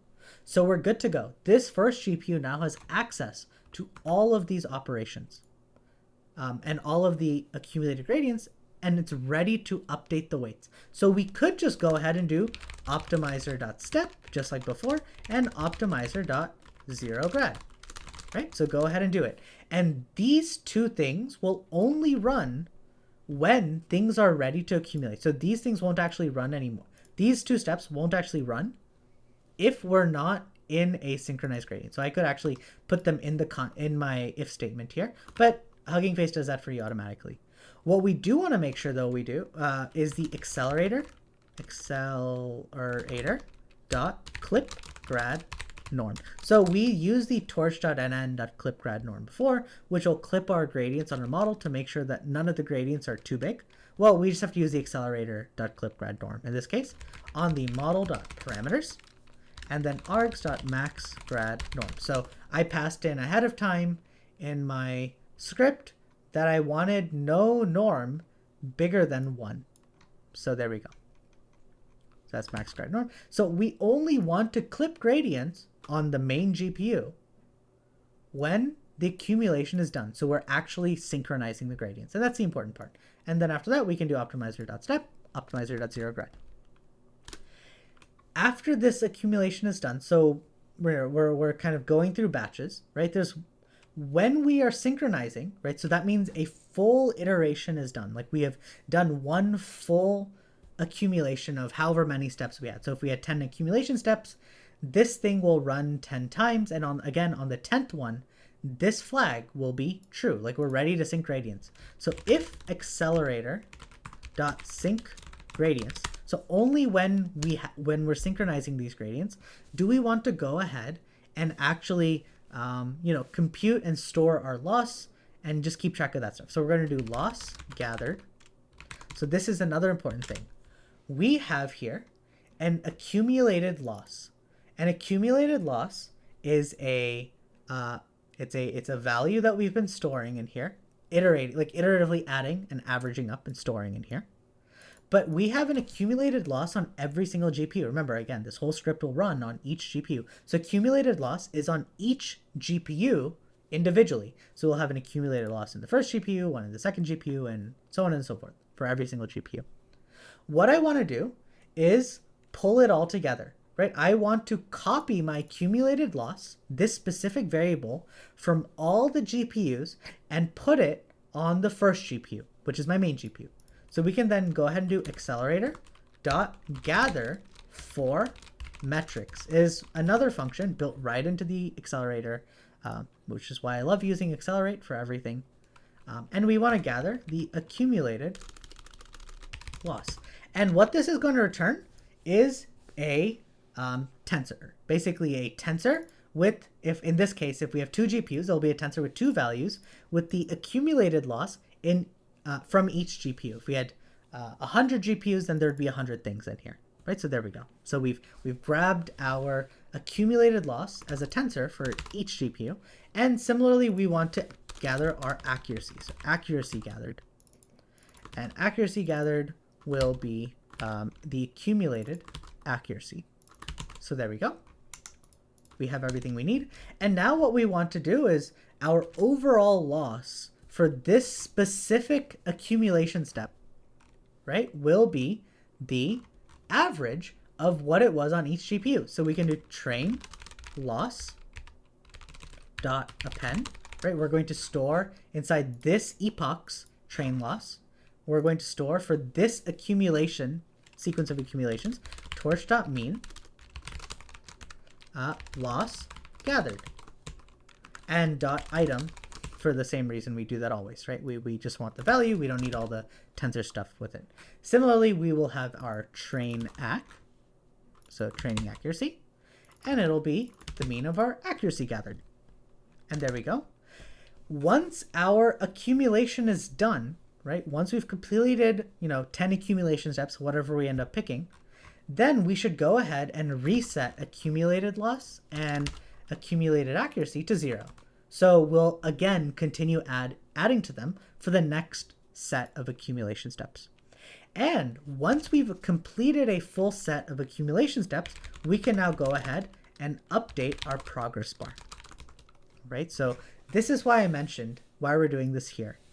Because if we have, let's say, 10 batches, or let's say 20 batches in our train loader, like we had, but really it's 10 batches split into 20 batches, then we only have 10 here. So we only want to update after every gradient, basically set of gradient accumulation steps. So let's just quickly recap all this because it's a little bit confusing and a little bit different from how we typically write Python code. But we're iterating through our train loader, grabbing batches of images and targets. And the batches we're grabbing are the mini batch size. So it's not the final batch size we want per GPU. It's the final batch size we want divided by the gradient accumulation steps. And so we're going to grab so it's set to 64. We want 64 per GPU, but we can only fit 32. So we do 2 gradient accumulation steps. Each of these will have a stack of 32 images and 32 targets. We then pass it to our model. Everything else is the same, but we do it under the context manager of accelerator.accumulate, which toggles this sync gradient flag. So on the first pass, on the very first forward pass, so we're doing 2 accumulation steps. On the first forward pass, sync gradient is false because we haven't done 2 accumulation steps yet. So sync gradient here is false and sync gradient here is false. So this won't run and none of this will run. On the second batch, for the second set of 32 samples, now the accelerator.accumulate will say, hey, we have completed 2 forward passes. And so now sync gradient is true. So when we go to do accelerator.backwards loss here, this will also go ahead and copy our gradients from all the GPUs into the main GPU, accumulating our gradients across all the batches that all the GPUs have seen, which means now we can go ahead and run our gradient clipping, and then the optimizer.step and optimizer.zeroGrad will actually run. Again, these will by default not run if accelerator.syncGradient is false. And why is that logic in there? It's because we went ahead and prepared it. So this optimizer has some extra functionality from this preparation, which is why we need to run this accelerator.prepare. Now that we have that, in this case, in the second step, this will be true. Because we've completed one set of accumulation, we can now actually go ahead and gather up our accumulated loss and accumulated accuracy values from all the GPUs, copy it onto the main GPU, take the average, store it, and then reset these and update our progress bar. So our progress bar only updates at the end of a full accumulation. I hope that makes sense. It's a little trippy. I would just kind of print stuff out and kind of mess with it a bit, but it should, I hope it makes sense. Now that we've done all this, it is now time to inference. We're going to do model.eval, and our eval script, I can actually just go ahead and copy. Actually, I can copy everything after this because there's nothing new anymore. Everything else you should know. So let's go ahead and just copy all of this Because again, there's really nothing new happening anymore except for just one line. We don't have you, so we can delete you. So we're going to set the model to evaluation mode, right? So this is, we have completed our training loop in the train loader. We're now starting our validation loop on the test loader. Again, TQDM test loader. Here, I'm just directly using TQDM and setting disable to not accelerator.is local main process. There's just two ways. You could have also done another progress bar like this above and done progress bar.update and update it one step. So both of these are valid methods. It's kind of up to you. I just want to show both of them. Again, put images and targets on the correct GPU. Now it's going to be with torch.nograd because we don't need to compute gradients when we're evaluating. Compute the loss, compute the accuracy, and just like before, we need to go ahead and gather our loss and accuracy here. So we've just gathered. So again, loss is a value on all the GPUs. Accuracy is a value on all the GPUs. So we can go ahead and gather them and store them on the first GPU. So we're good to go there. So now loss gathered and accuracy gathered are two tensors of the losses and accuracies from all the GPUs for the batches that they got. And once we have that, we can average them and store that in our testing loss and accuracy. Now, again, as a recap, we had to do this extra work here, right? Accelerator.sync gradients, and then we did the gather for metrics on the accumulated loss and accumulated accuracy.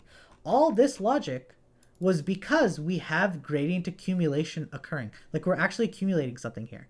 So we need to keep track of the accumulated loss and the accumulated accuracy rather than just loss and accuracy like we have here. In this case, we're not accumulating anything. We're just passing batches in and producing a loss prediction, that sort of stuff, right? So in this case, we don't really care about any of that. So we're good to go. We have just a regular loop. It's just we have this extra step of gathering the loss and accuracy from all the GPUs. Because again, even inferencing is multi-GPU. So even inferencing will be multi-GPU. So now that we have that, we are in our last step. So we're going to go ahead and average up the train loss, train act, test act for this specific epoch. Like across the epoch, on average, we did this well. But again, just printing to the terminal is not good enough for me. It's annoying. I'd have to SSH back into this machine to see how things are going. So I'm going to do accelerator.log. And accelerator.log will use our Huggingface. It will upload everything to Accelerate. And we just have to provide it as a dictionary of information.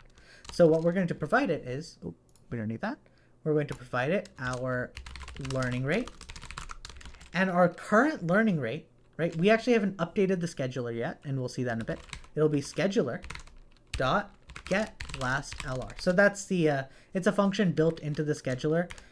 This will return like a list with like one number in it, and then we just index it with a 0. So this will tell us what the current learning rate is for this specific epoch.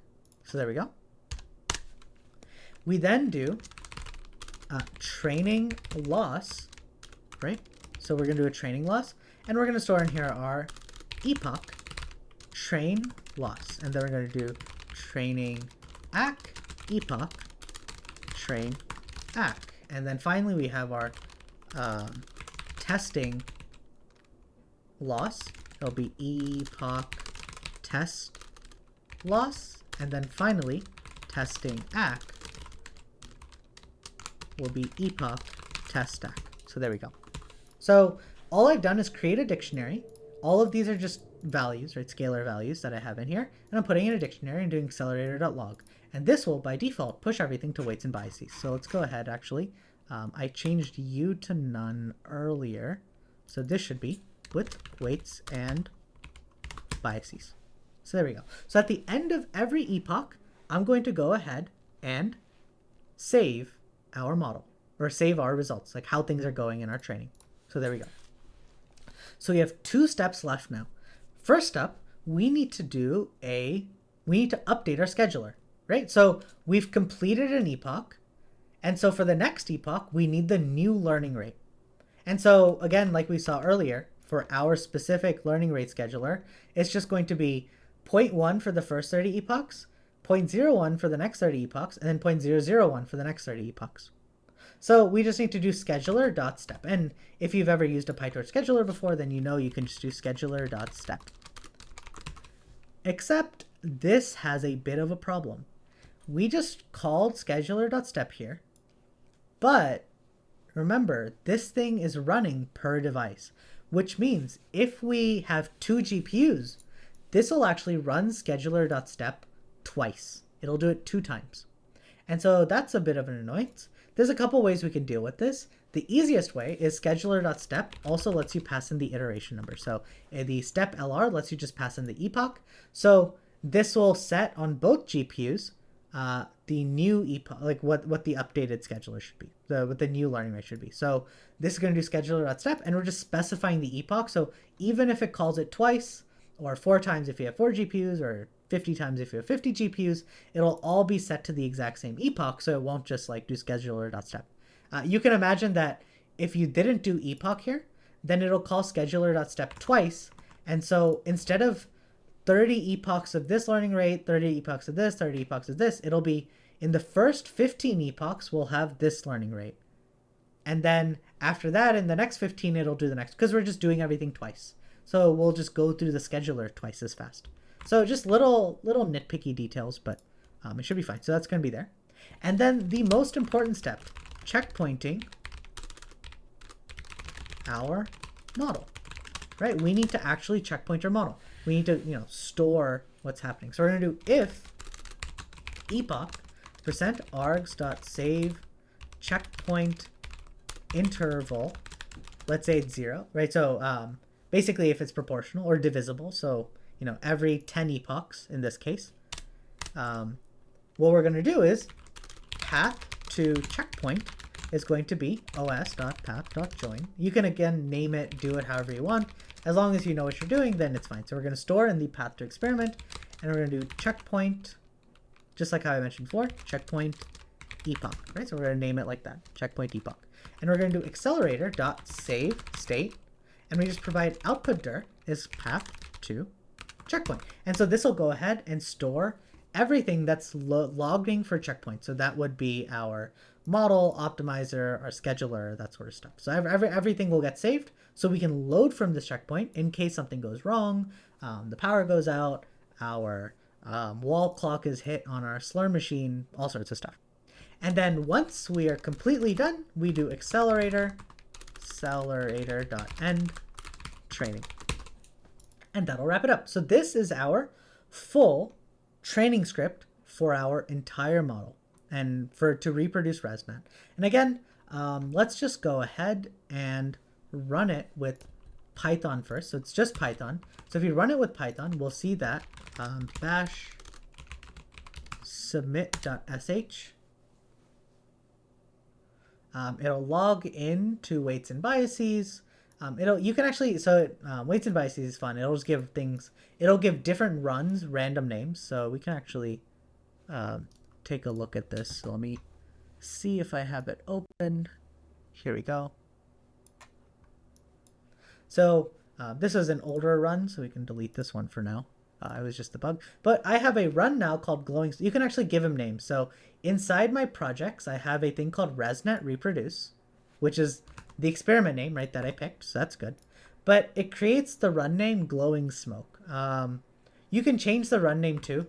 I can't remember off the top of my head right now how you specify the run name, but you can. You can indeed specify the run name. One thing though, so notice here, we have, with the batch size that I picked of, I think 64, we have 10,000 batches. Also, by default, I used a, what do you call it? Where is it? Gradient accumulation steps is just 1, right? So we're not doing any accumulation steps. So notice that the batch sizes are, with our effective batch size, we have 10,000 samples. So that's happening. But none of this is actually using Accelerate. So if we take a look, NVTop is another, I don't think it's by default, but you can install it. Notice in NVTop, GPU 0 is being hit hard, right? So this is actually being utilized. GPU 1 is not doing anything, right? This is because we just ran it with Python train.py. So that's not useful for us. So let's go ahead and exit this training. Let's give it a second. I think the second one will crash, and there we go. So now we can see no GPU is being utilized. This is just display stuff, so that's fine. So we're going to leave that. What we're going to do is, instead of Python train.py, we're going to accelerate launch train.py. And everything else is the same. And again, that's the name of the thing. So now let's go ahead and run bash train.py, or not train.py, submit.sh. Give this a second to start up. So yeah, so again, it's going to log into weights and biases. Note I gave it another name, Fearless Valley 3. So there we go. First of all, notice how it went from 10,000 batches last time to 5,000 batches this time. The reason this happened is because there's 5,000 batches across both GPUs. So a total of 10,000. So this is good to, this is pretty good to see. We have an effective batch size right now of 128 per GPU. So that's good to see.